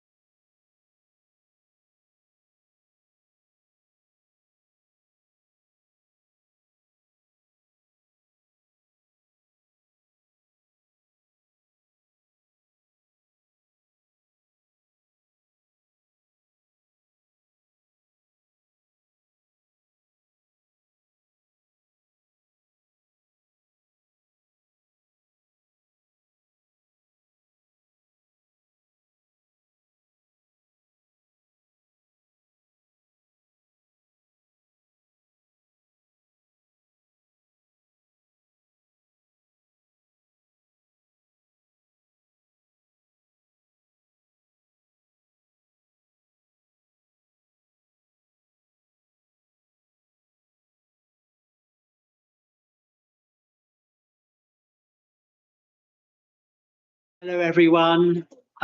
We're ready to resume the meeting again. If you could just please take your seats and be comfortable. Okay, so for this application, we have a proposer, Councillor Val Apothecary, to refuse planning permission at this on this application. It's P/OUT/2023/06654, land at Sandways Farm, New Road, Horton. It's been seconded by Councillor David Taylor. We also now have some planning conditions that have been defined, why the refusal is actually to take place, and I'll hand to Hannah to explain. Thank you, Chair. So the two main reasons for refusal, first being the site's location outside of the settlement boundary of Horton. So that reasons the proposed development site is located in the countryside outside of the settlement boundary in the adopted local plan and would not be addressing local housing need, contrary to policy 2 and 5 of the Horton Neighbourhood Plan and policies 2, 6, 8 and 20 of the adopted North Dorset Local Plan and the NPPF. The second refusal related to heritage impacts and setting of officer suggests just Sandways Farm because of its location. So the proposed development would likely have an adverse impact resulting in less than substantial harm to the setting of Sandways Farm, which would not be outweighed by the public benefits of the scheme, contrary to policy 5 of the adopted North Dorset Local Plan Part 1 and the NPPF. And just to note that the public benefits that need to be considered in this case are not the construction of the hall and whether that would be better or not. The public benefits are what are proposed in this proposal, which are the provision of amenity space, service land for a village hall, ecological benefits, affordable housing and private housing as set out in full in the report. And a mention was made of parking. Officers don't advise that the parking should be progressed because it's indicative and that could change at reserved matters stage. Yeah. And then the last refusal reason which would be required would be in relation to the signed section 106 and the requirement for the community infrastructure payments, and unless the legal agreement's signed, they wouldn't be secured. But that could be overcome through the submission at appeal of a section 106 agreement that's signed. Thank you, Chair. Okay, thank you for that. Would anyone like to make any comments? Councillor Apothecary. Thank you. Affordable housing, could we do something around that? Because 5 to 6 is very poor, actually. Thank you, Chair. Okay, thank you. That was mentioned in the first refusal reason, which talks about not being based on local need, and policy 8 is our affordable housing policy. So part of that unacceptable development would be that it's not meeting local need in a countryside location. Thank you. Thank you. Yes, okay. Councillor David Taylor. Sorry, I've got to make what the Councillor Taylor, Chancellor Mary, Vice Chair. Could I also look at the impact of the AONB and the dark sky policy on this because it's land light pollution? And this is good for talk because I don't see that arrow within possibility if it's going to develop in the future. Okay. Thank you, Chair. It's within the more distant setting of the AONB, and I think with the intervening built form, it'd be difficult to say that that was something that we could progress at an appeal situation. Just a comment, thank you, Chair. So we go to vote. Okay, thank you for that. Councillor Jesperson. So can we go to a vote? Absolutely, we're ready for that. Okay, for those who are in favour of refusing planning permission for this application, which is P/OUT/2023/06654, land at Sandways Farm, New Road, Horton, please raise your hands. Okay, thank you very much. I think that was unanimous. So therefore, permission for this development, for outline planning permission, is refused. Thank you for that. I think we're now ready to proceed to agenda item 6. Okay. Yeah, well, thank you. This is application P/RAS/2023/05407. It's land south of the A30 and east of Shaftesbury, Salisbury Road.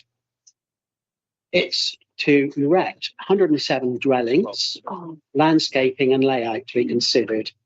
The outline has already been granted. Alex Skidmore is going to present to us. Thank you. Alex, are you all right? Thank you.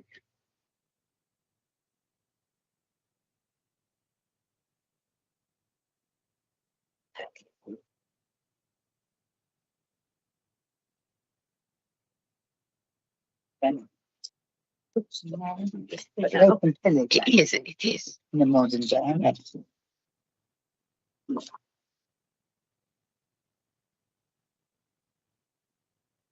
And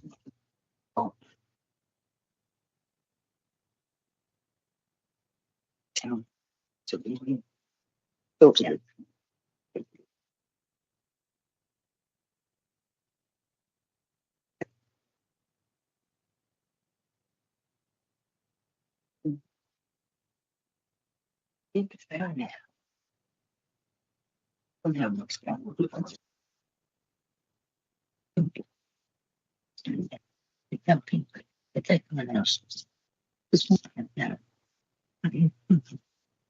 Ladies, doing right, so you should come up and look. You the same and I'll grant it down. There we go. What's this? Oh, they so just for browns in the bottom. So you've got to say them. There's one in that. There's one.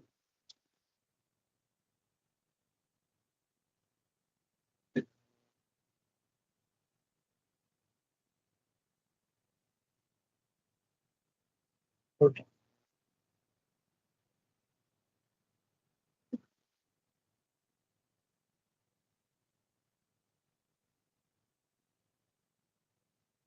Yeah.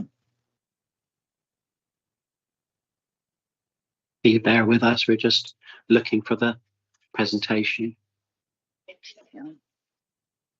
Just loading. Yeah.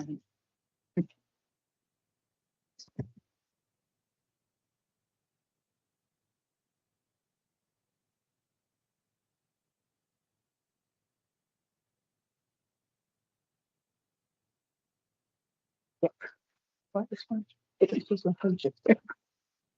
It's 100 there. Okay. Load it game.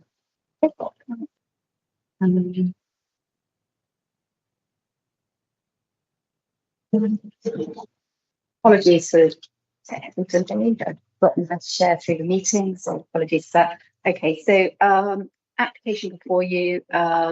First of all, reason for referral, it's been brought automatically to committee due to objections from the parish council, which in this case is Melbury Abbas and Cannon Group Parish.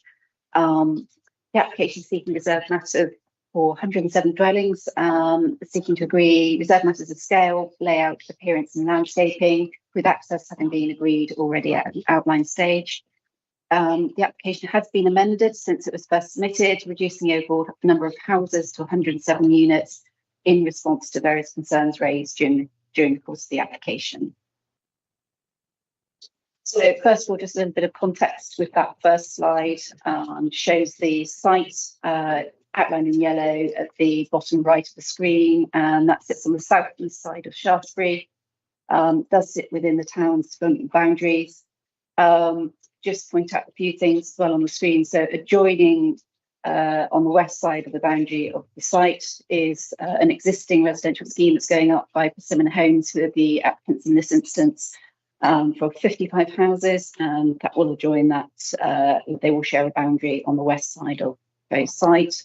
Access is via the north on the A30, which I hope you can see you can't see my mouse at all, can you? Yeah, see any better here? There we go. A30 at the top of the screen on the north side of the site, and then you've got the B3081 that runs along the southwest of the site.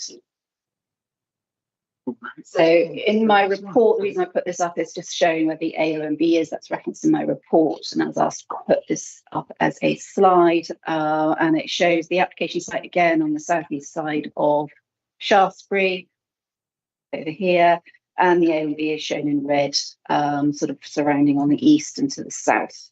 More sensitive views coming from the southerly direction from, say, Melbury Abbas Beacon as one of the examples.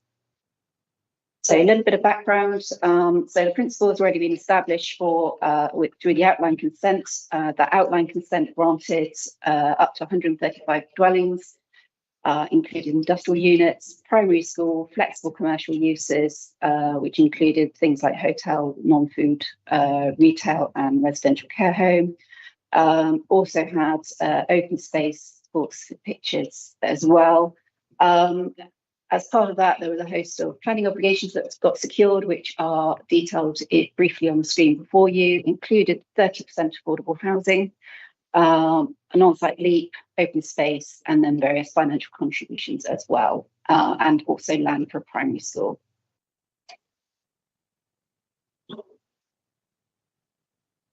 So the current application is just seeking reserved matters at this stage, and that is for the residential element of the scheme, and that's for scale, layout, appearance, and landscaping. Moving on to the next slide. So the submitted red line plan area is on this next slide. You can see the land with a blue outline around it. That's the wider site area. You can see where the access that's been approved already that will serve the wider site. That's vehicle access here, leads onto the A30. And then just briefly running through the various uses. Commercial land is immediately to the north of where the residential is proposed. And industrial to the east, with a primary school to the south and sort of southerly side of it with sports pitches.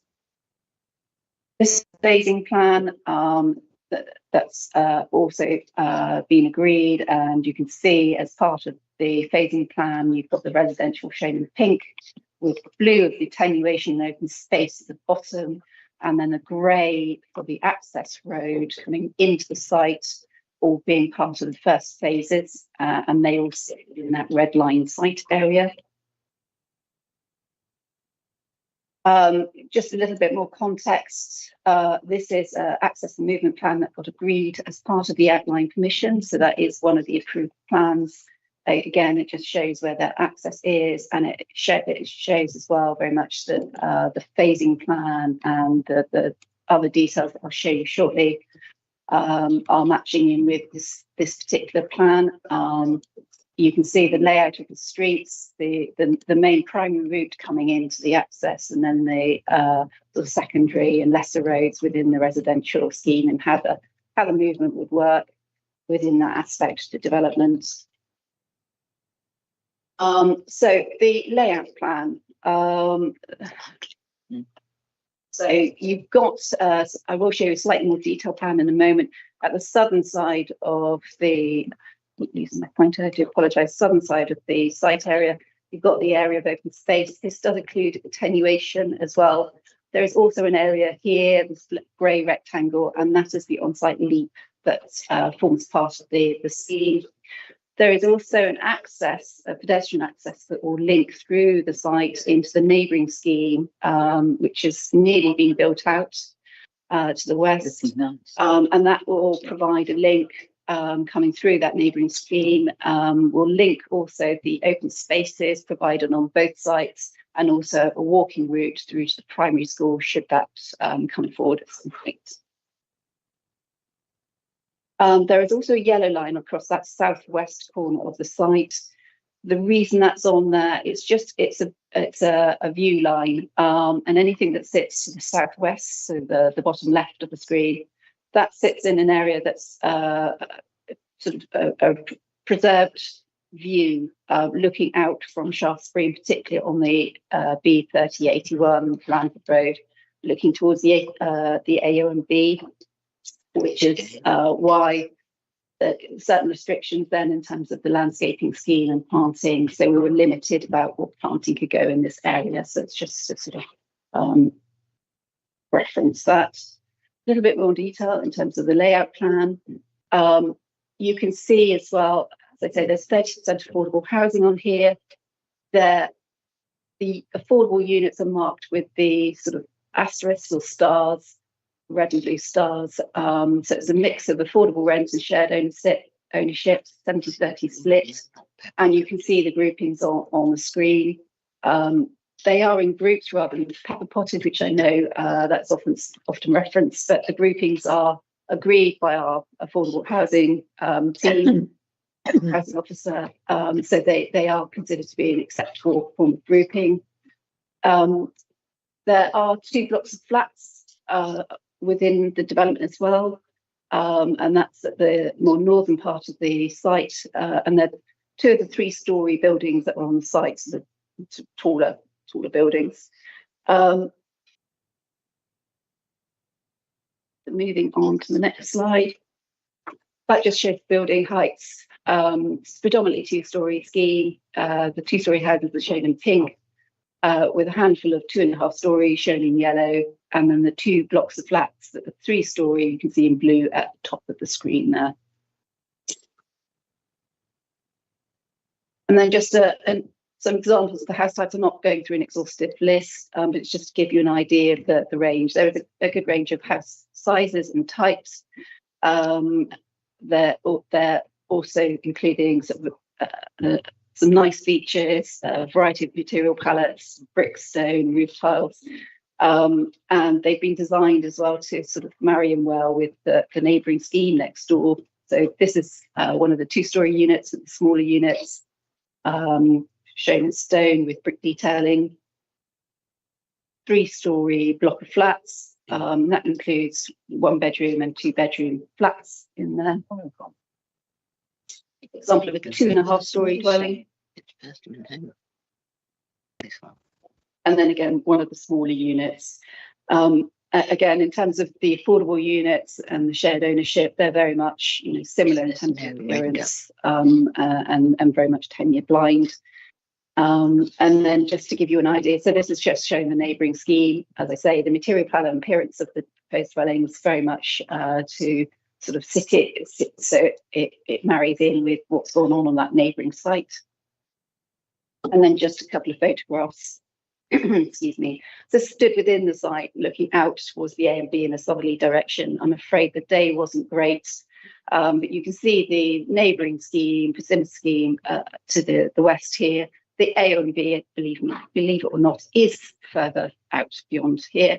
It doesn't show us very well. Stood on the opposite side of the A30 to the north of the site. So you're looking actually across what would be a commercial site in the foreground, just behind the hedge. And then you get the residential sitting behind that. And the A and B is a very faint smudge just above that tree line in the distance there. Tiny bit more context. So that's the B3081 on Blandford Road, and you can see that Persimmon home site. This is the view looking out towards the A and B, which again is that faint grey smudge. And that's the view that we've been trying to preserve. It's one of our landscape officer's requests. And just to show actually the A and B does exist actually. So I thought I'd include this slide, which is not my photograph. There are a couple of conditions, I'm afraid, that weren't listed on the report. So I'll just quickly run through those. And they're to secure matters of the biodiversity net gain and landscape ecological management plan. There's also the approved landscaping, so it's and details of arboricultural protection, tree protection plans, again, which have been agreed, a landscape management plan, and also actually, which was remiss of me not to include, was a construction, hours of construction plans are limited to between 7 in the morning to 6 at night, Mondays, Friday, and 8 to 1 Saturdays, with no works on Sundays or bank holidays. So just in summary, as I say, the principle has been established already for residential development on this site, and it is only matters of layout, scale and appearance and landscaping to be agreed through this current application. The layout reflects that accepted at outgoing stage through the access and movement plan that I've referred to, and the overall quantum of residential development has been significantly reduced from that accepted through the outline consent, and makes for an acceptable scale and layout that should sit comfortably alongside existing surrounding development.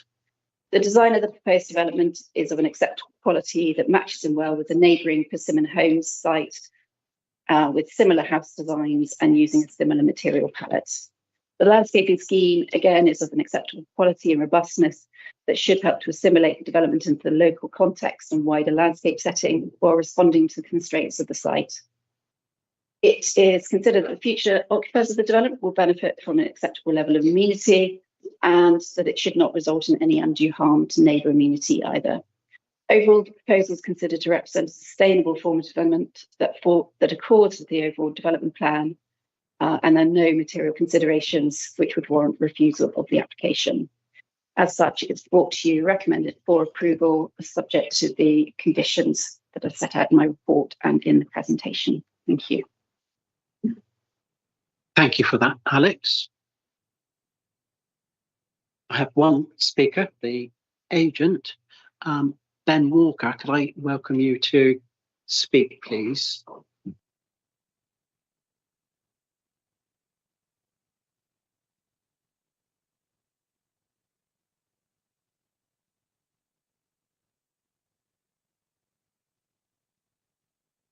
Hello, members. Hopefully you can hear me okay. Yes, Ben Walker from Persimmon Homes, Head of External Affairs.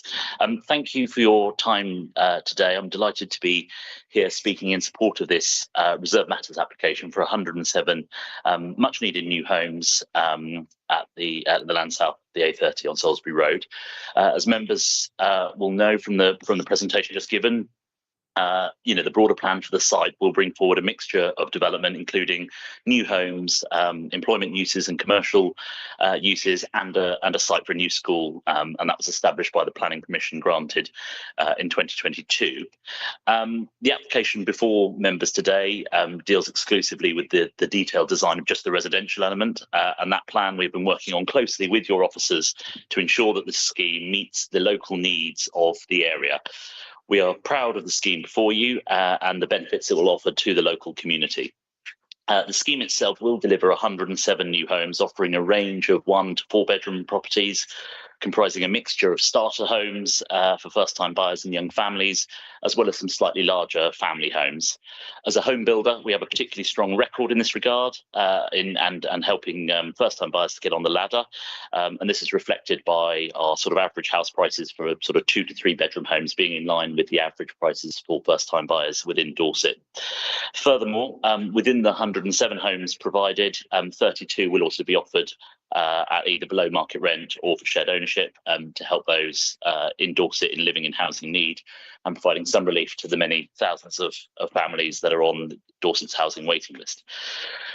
As well as responding to these housing needs, the wider scheme will also deliver the new primary school in partnership with the council and the employment land, which will deliver a care home and a new hotel. Approximately £700,000 will also be invested into local services and infrastructure, acknowledging the comments earlier today, primarily in health services and local schools. We understand the visual and environmental constraints of the site and have responded sensitively to deliver a high quality design that preserves the character of the area. We have done this by reducing the number of homes from the 135 actually that was originally granted planning permission on the outline, to our initial application to 115, and now a further reduction from 115 to 107, and that's to accommodate the comments of officers. This has been achieved principally by expanding the buffers around the site, and for environmental 30 seconds reasons. left. Proposing more family housing as opposed to apartments as well. We recognise that there have been some comments from the landscape officer, but we also acknowledge that we have responded to those points and made a number of changes. It is worth reflecting that the site was originally proposed for a much larger employment uses with industrial sheds, and we feel this proposed use is much more sensitive to that environment. So to conclude, members, we're pleased with the positive collaboration that we've had today with your officers. We believe we've delivered a high quality scheme for the site and that we've responded well to those challenges. This will provide much needed new homes for people in housing need. Thank you. And we hope with your support, you will allow this plan to come through to fruition. Thank you. Thank you very much. Would officers like to come back on any of those points? No? Okay, that's great. I will go around and find out whether we have any questions from members. Councillor Cooper, you have a question? Councillor Jesperson. Yes, if I may, Mr. Chairman, one really quick question and then a slightly longer one. I think I know the answer to this from looking at the pictures, but can you confirm that none of these houses will have render, white render? In terms of the material palette put forward, I mean, we've got a condition to agree the exact materials, but no renders being proposed. Good. As part of that material palette. Thank you. I would like this committee to put an informative in that we take a very dim view of some of the render that has been used in the past in Shaftesbury, and we would not wish to see that coming forward. So that's just, I'm sure you all know what I'm talking about.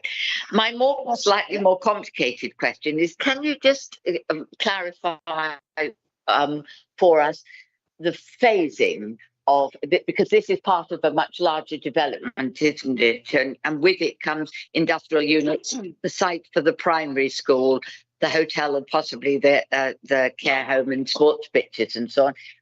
How is that phasing happening in relation to this application and the one that we've already seen? Just so that we have an idea in our heads about the likelihood of that part of the development coming through within a reasonable time. Would that help? And part two of that question is, there's a site for a primary school. Do you know if that primary school is on a list anywhere within Dorset Council? In other words, we know that there are sites for primary school, for example, in Pimpern, but there's no plan by Dorset Council to build said school. So does Dorset Council have a plan to build this primary school? Sorry, it's long and complicated. Yeah, okay, go ahead. Well, I'll respond on the phasing question first, if that's okay. So I brought up the phasing plan again on the screen, so you can see there's no exact sort of when everything must come forward. It's more about the order in which they're expected to come forward. So it's quite sensible and expected that the residential is coming forward first. That's what will pay for the infrastructure. So that's the area in pink. The blue, the attenuation area, that is to actually serve, that's the open space as well, but that contains the attenuation feature, and that serves the whole of that site area. So that naturally has to come forward at an earlier stage as well, which is why it's being proposed at the same time as the residential. And then obviously, that access road has to form part of that as well. After that, you've got phase 4, which is the buff colour at the very top of the screen to the left of the access. That's the commercial. That could be a care home or a hotel, or those sorts of uses. Then the industrial, which is shown in the sort of browner colour on the right-hand side of that access road. And the primary school, as and when it's needed. I'm guessing, intent, you asked about whether that's on a list. I'm afraid I don't know that. I turn to my colleague. No, sorry, that's not something I know. But obviously, we've got the land secured there. There's the sports pitches as well that would go with that. But it's a question of it will come forward as and when it's needed. So the sports pitches, sorry, Mr. Chairman, through you, the sports pitches go with the school. Yes, that's my understanding. Right. Okay. So no school, no sports pitches. Again, I would need to go back through the 106 to look at the absolute detailed wording of that, but I think that's my understanding of it. Yes. Yeah. Okay. Okay, thank you. Councillor Apothecary. Thank you, Chairman. Could we please have confirmation that the roads will be made up to an adoptable standard? Thank you, Stephen. Thank you, Chair. I can confirm, if you could just show the layout again, Alex, please. I can confirm that the layout that you've received before you is one that we've discussed with the applicant, and they've submitted drawings for technical approval for section 38. You are obviously well aware, councillor, that we can't insist on developers offering us a road adoption. Our aim then as highways is to ensure that even if it's private, it's still safe and suitable for all road users. So the layout you can see before you, we've had swept path analysis carried out for refuse vehicles and fire tenders, and we've looked at the car parking. We've got 5.5 metre wide carriageways through there, plenty of footways. So, and it will be subject to a 20-mile/hour zone as well, through design and by traffic regulation order. So we've done everything we can possibly do on this to make sure that it's safe and appropriate. And as they've come to us with technical approval, then the inferences that there'll be entrance for a section 38 that will be adopted. Do vote same. Thank you. Okay, thank you. Councillor Vitali. No questions. Thank you, Chair. Thank you. Councillor Jones. Thank you. It looks as though in the report that our tree officer and landscape is not really terribly happy with the amount of tree planting along the street scenes. Is there any way we can beef that up at all, please? And can we extend the 5 years to 10 years? Because I know this has been an issue in other locations. And I just want to make sure that what we have is what we should have. Thank you for that. We have gone to some considerable lengths with the developer. They have worked with us to explore getting as many trees in as possible. There are certain constraints with the site. We do also need to recognise, how far they've come as well in terms of reducing the quantum of development, the constraints in terms of achieving some of the other aspirations of the landscape officer, the views out to the A and B. And I do genuinely feel we've taken it as far as we can now with the amount of tree planting and landscaping generally. Actually, this is a robust scheme. It does stand up on its own. Obviously, as the other phases come forward, they will be subject to their own landscaping schemes as well. So, and this sits, in the middle of all those other elements, phases of the wider site. So, there's potential for further buffering as well, should those come forward. Thank you. And thank you for that. Sorry, in terms of the years, I've just been informed, yes, a few years we could up. Okay, so that's lovely, thank you. And can you, stage 3, which is the open space area in Leap, can we condition that must be completed within a certain amount of time after stage 2, because otherwise there isn't anywhere for all of those houses, and especially those with families? Can we try and bring that forward, or even make that part of stage 2 as soon as the house building is finished at all? That's actually, in terms of the timing of the Leap in particular, that's already been secured through the 106 Act outline. If my memory serves me correctly, it might not 100%, but I think it's somewhere around you can't exceed 70% occupation, something like that. Until, the Leap need to have been provided. Okay, thank you.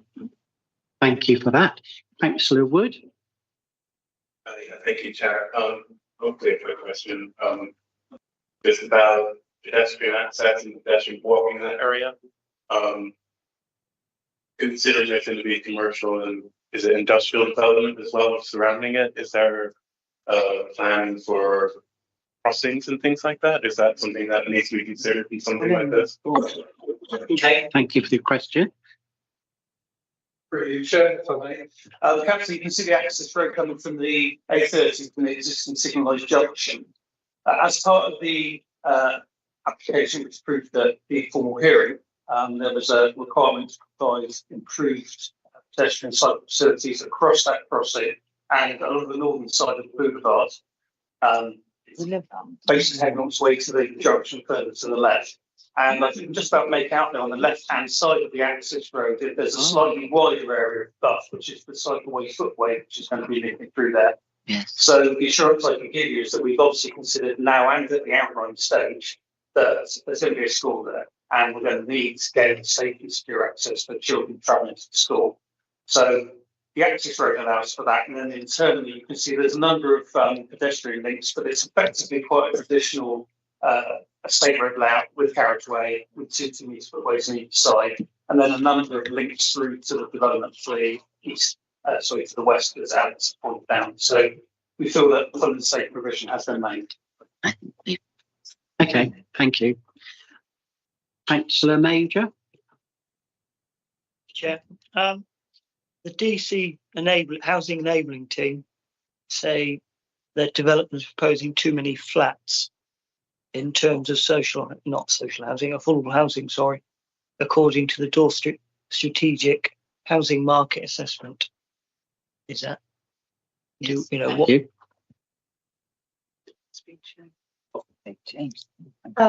So in terms of the sizes and types of affordable housing being provided on the site, that was reviewed. We did get a response back from the applicants as well. That did get amended. So we have now got an acceptable mix of houses, both in terms of their tenure and also in terms of their sizes and types as well, actually in their build types. So that has been satisfied. Thank you. Councillor James. Could I just double check, please? The LEAP, it is definitely a requirement of this site. Yeah, and it has, and as you say, occupancy can't exceed 70% before it's installed. Is that right? I believe that's what's written in the 106. Yeah. No, There's certainly a clause in the 106 about its timing, which is, so that's already sort of set, if you like, but I believe it's 70%. Okay. No, I'm just quite keen to check that's the case, because there are other Persimmon developments in Shaftesbury where there are play parks that have been there for sort of maybe 5 years and they're still not open. They've got Harris fencing around them, and they're developments that are fully occupied. So I just want to make sure that that is a condition of this site, that the LEAP is requirement. Yeah, I can confirm it has been secured, and as I say, that's in the 106 rather than a condition. So yes, that's a legal requirement.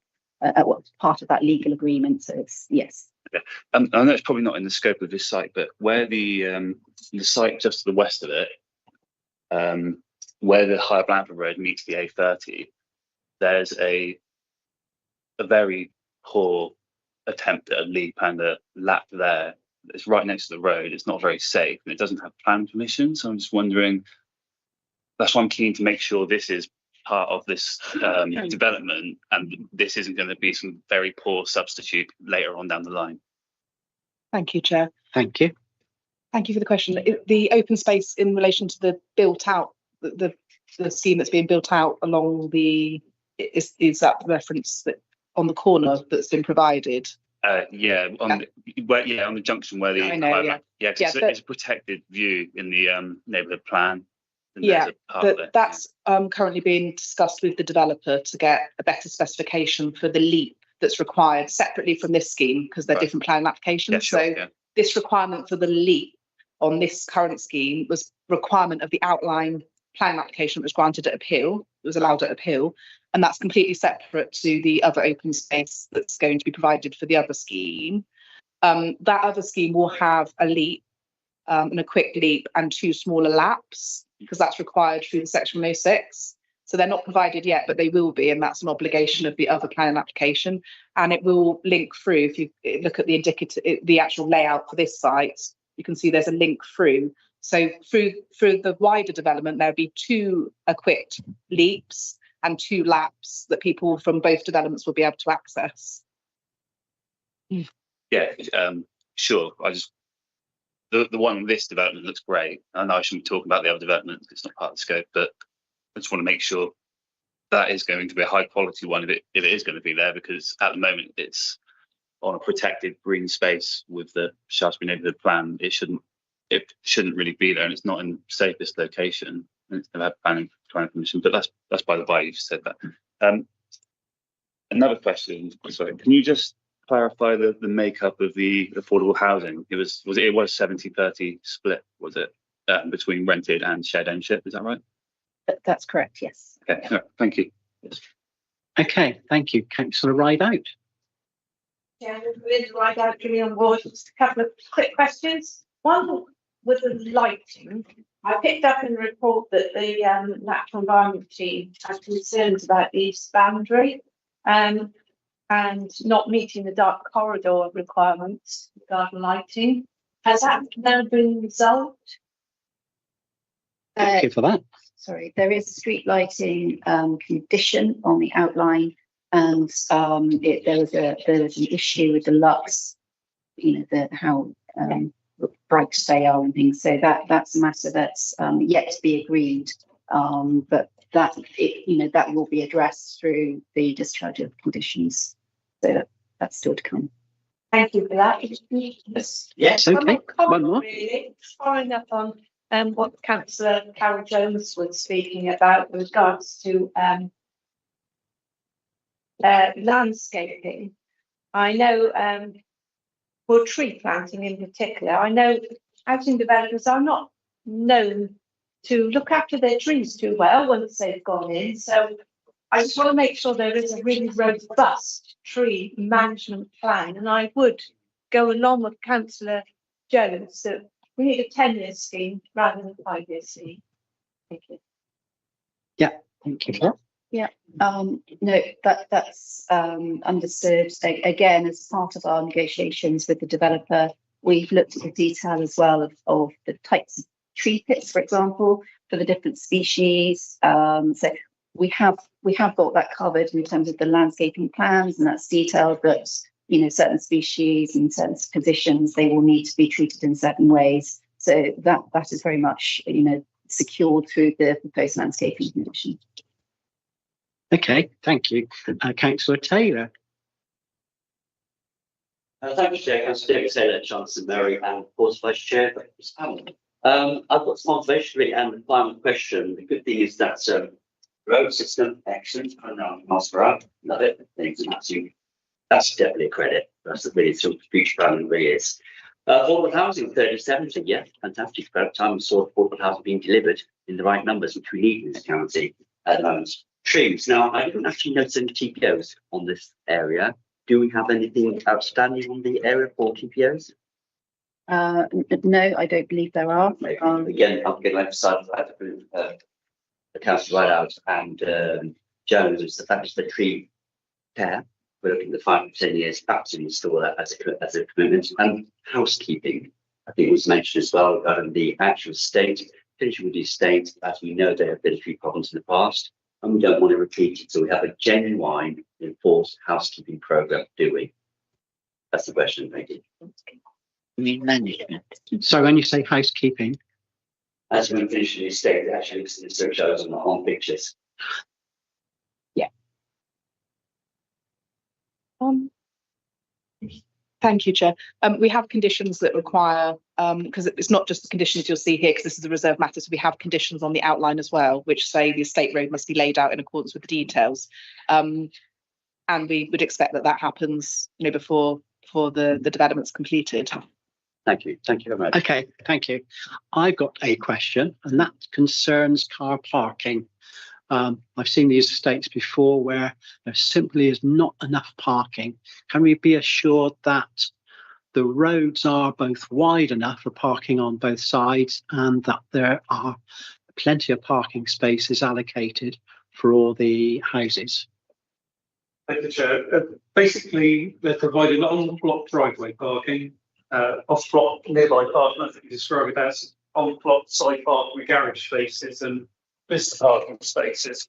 You'll notice from the development there, they're predominantly driveways with garages, which will encourage people to park off-road. Visitors will be likely to park on-road, and consequently, we've got our normal width is a 5 metre width for a two-way carriageway. These are 5.5. You might say that garages, but make a massive difference. It doesn't go to parts of it and the refuse truck can't get past it. So we've looked at the swept path analysis. It complies with our guidance with regards to car parking, and I believe it meets the operational needs of the developer.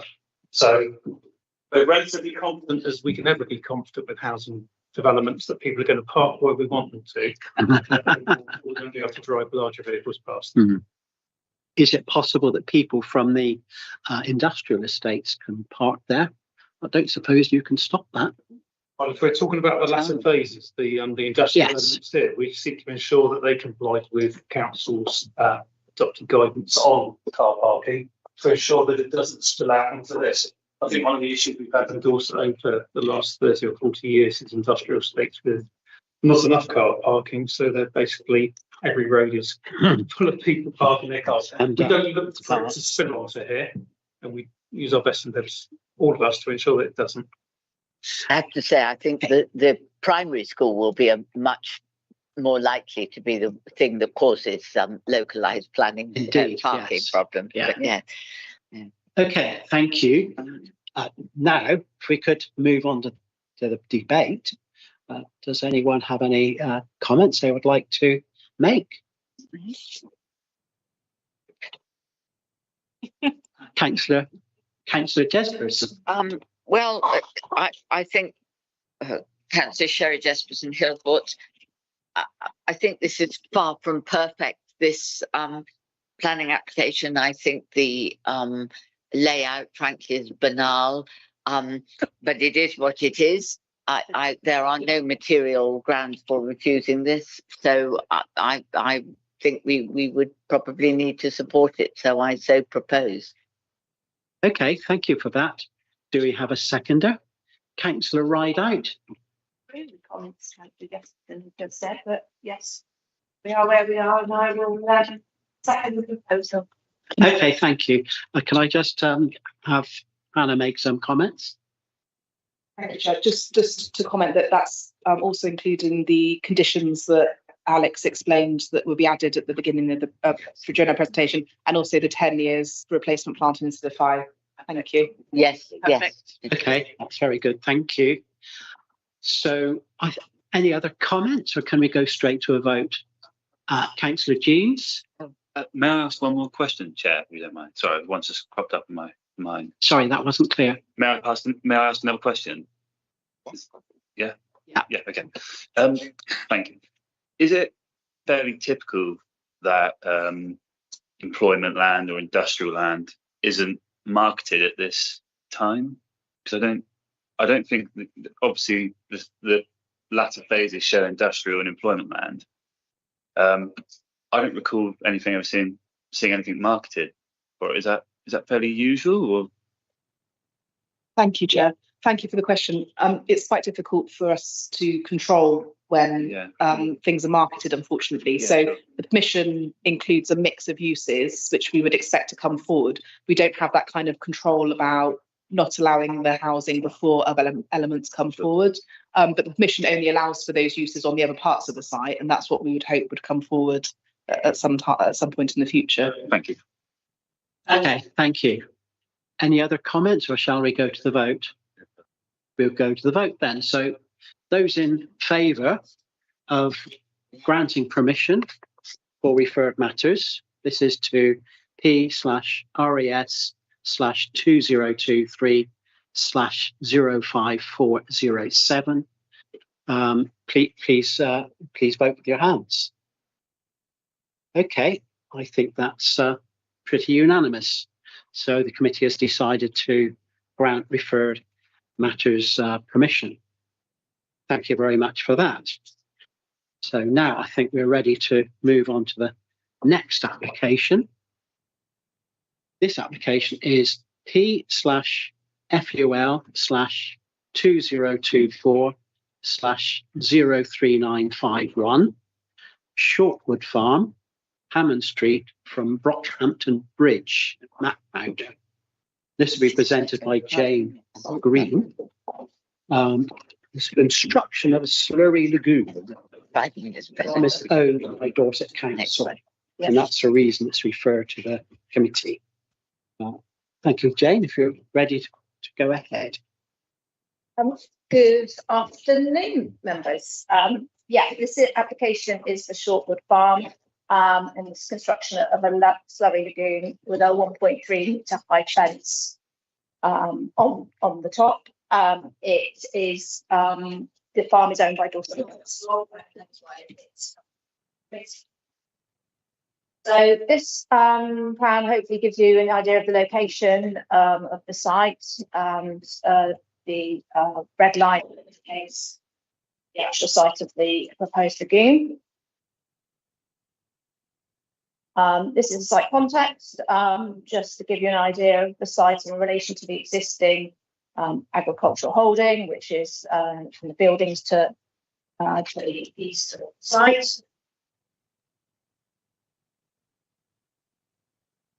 An aerial image which should give you an idea of the site and its footpaths. So the pink lines are the footpaths. There's also a bridleway indicated by the green line on the east side. Onto photos now. So this is the existing site. So this view is taken from the footpath, which is basically the one that runs from sort of north to south. So this is immediately looking at the site to the east. And this plan should give an indication of the overall proposal. So it's within the field, which is northwest of the main cattle building, which you can see about here.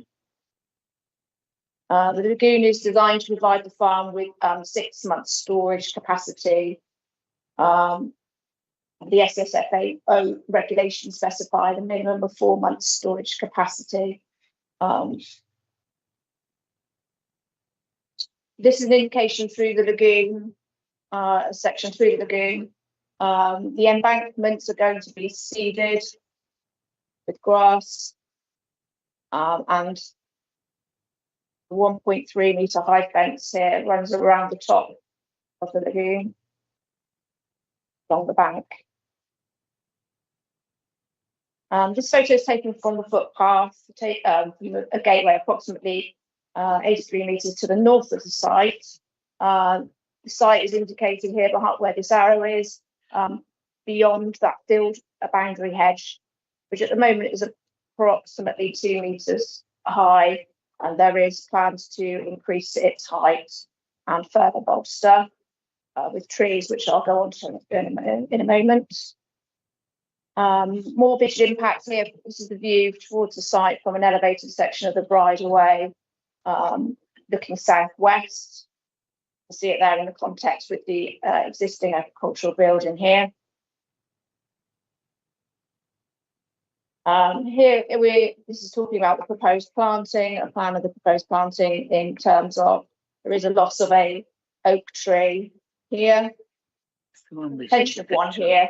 There's further bolstering here along this boundary of the hedge that we spoke about earlier. So there's 5 more oak trees to be planted here to further screen the proposal from the north side and from the footpaths. That one can be moved. So the key planning considerations with this application is there's no objection in principle. The proposal is acceptable development in the countryside, and it further supports an existing agricultural holding. The impact on the landscape and character of the area, that's considered acceptable. The soft landscaping, planting, protection of trees and hedgerows are conditioned, and that's considered they will lessen its visual impact. The impact on neighbouring amenity, that's also considered acceptable. There is this condition in relation to the mineral management plan, which will reduce odour impact. That's further information was requested and supplied by the applicant during the course. So we condition that. And there are no significant concerns relating to flood risk or drainage. No adverse impact on highway safety, as the traffic movements are not going to increase due to the storage of the slurry on site, and that this application doesn't propose any importation of slurry, so it's all within the existing agricultural unit. The loss of tree has been compensated, and the protection and retention of existing trees and hedgerows and an additional planting was secured through condition, so that's found to be acceptable. The ecological impact assessment certified by the Natural Environment Team and the biodiversity net gain is demonstrated in the BNG statement, so ecology matters have been considered acceptable. And the impact on the nearby protected sites has been assessed through the assessment of a scale calculation with the application. The Natural England also considered there would be no unlikely harm to the designated interests. These include triple SIs and site SACs and such like. So in considering the merits of this application, recommendation is to grant subject to conditions set out in the officer report as published. Thank you. Okay, thank you. Could I welcome Sam Haskell to speak for 3 minutes with regard to this planning application? Thank you, Chair. I'm Sam Haskell, the agent from Simmons and Sampson. This application is recommended for approval subject to the appropriate conditions. It's only before you because this farm is owned by Dorset Council. The applicants are tenants of Shortwood Farm and they've invested in this necessary slurry infrastructure project in order to ensure the dairy farm remains viable. The size and features of the lagoon are necessary due to the regulation and environmental agency requirements, who you will note have no objection to the scheme. The application aligns with national and local policies which support sustainable rural development, as evidenced by your planning officer's recommendation to approve.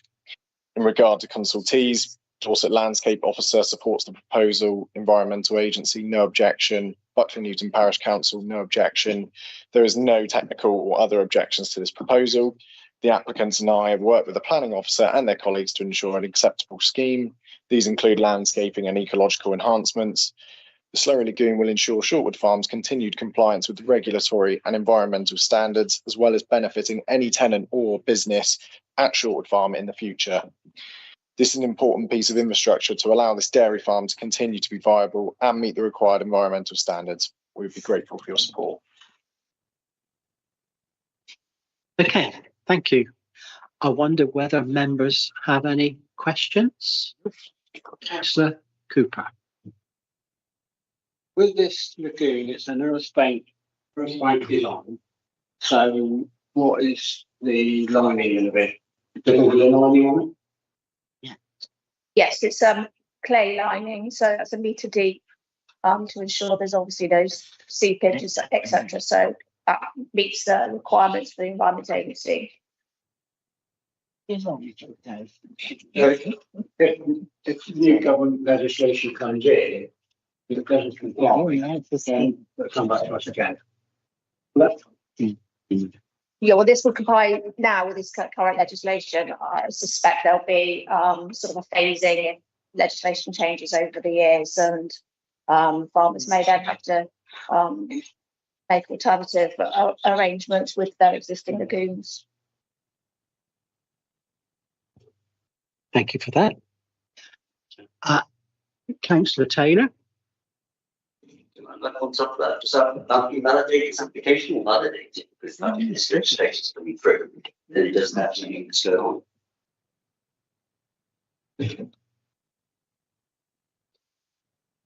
on. So you're saying there's different legislation that this wouldn't comply to? What I understand is that the new legislation coming through, that just a clay lining is not good enough for it.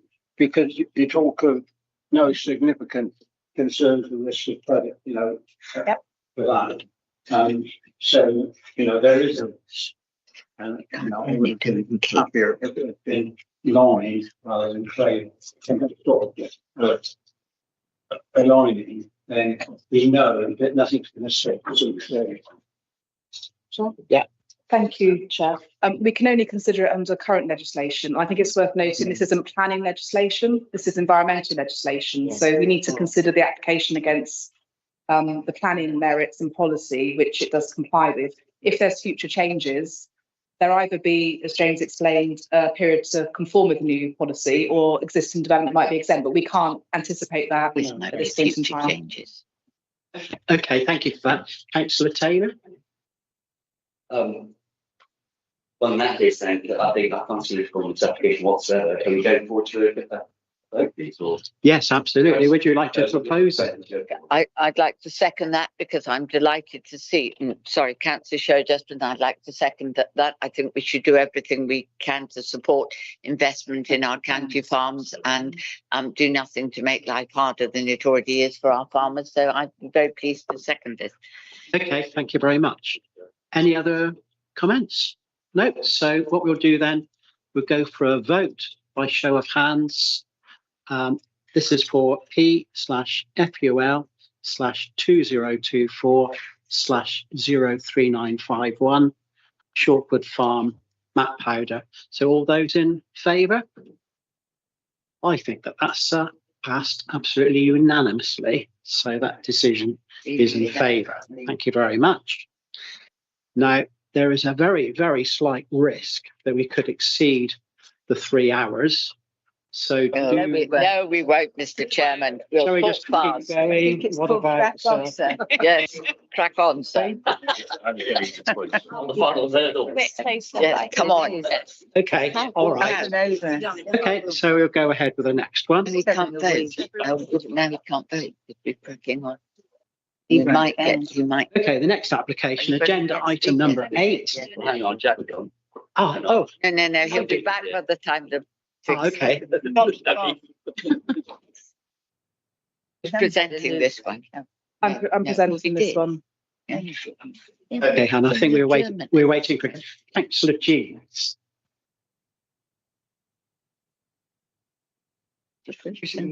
Oh, Councillor Jeans. Didn't notice he disappeared. We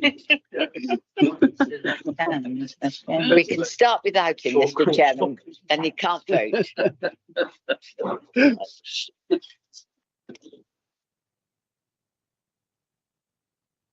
There are a Guinness World Record for the quickest decision on planning. Not yet, but we could. We've had some. Yes, we could. Yes. It's Yes. been suggested, sir, that we go for the record of quickest decision. Yes. Termination. We have to see that. We have to see the presentation. That's the thing. That's long. Oh, come on, Jack. Please, could we make a start? Yes. Hannah? And Thank you. Yes. Thank you. So this is a retrospective application of works for listed building. The committee because it's a council site. Started. The application site is located in Cam, which is shown here on the map. And again, this is the extent of the farm holding. The main listed farmhouse is here, close to the road, identified by the star on this map. This is an aerial image of the site. It's a Grade 2 listed farmhouse, which looks like this. So it's green ashlar sandstone, green shafted sandstone, attractive listed building, retaining much of its sort of character. So the proposal is to retain works that have already been done to the roof of the main farmhouse, which consisted of installing a membrane and replacing some rafters and recovering it with natural slate. So the works have already been carried out, so there's no further works that would be required to the roof. Natural slate has been used and the works are considered to preserve the special interest of the listed building.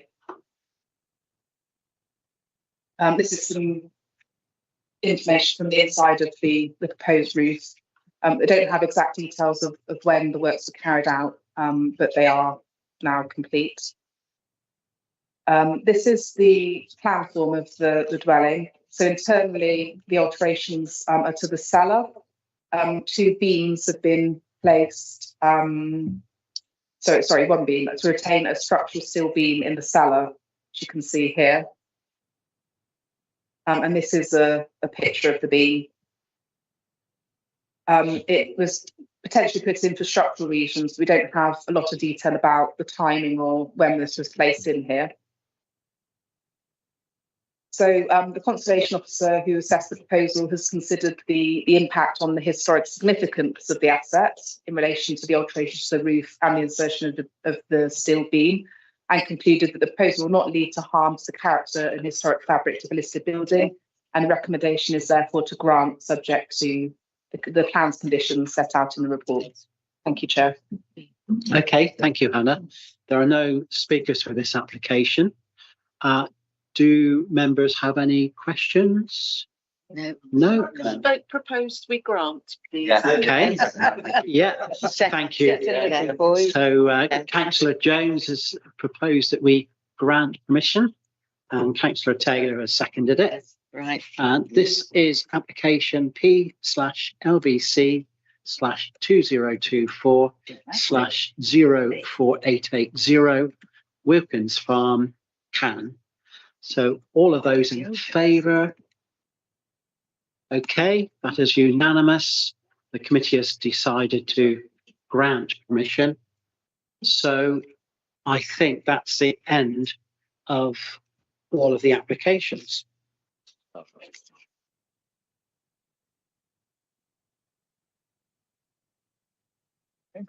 We don't have any urgent items on this agenda today, so we don't have anything there.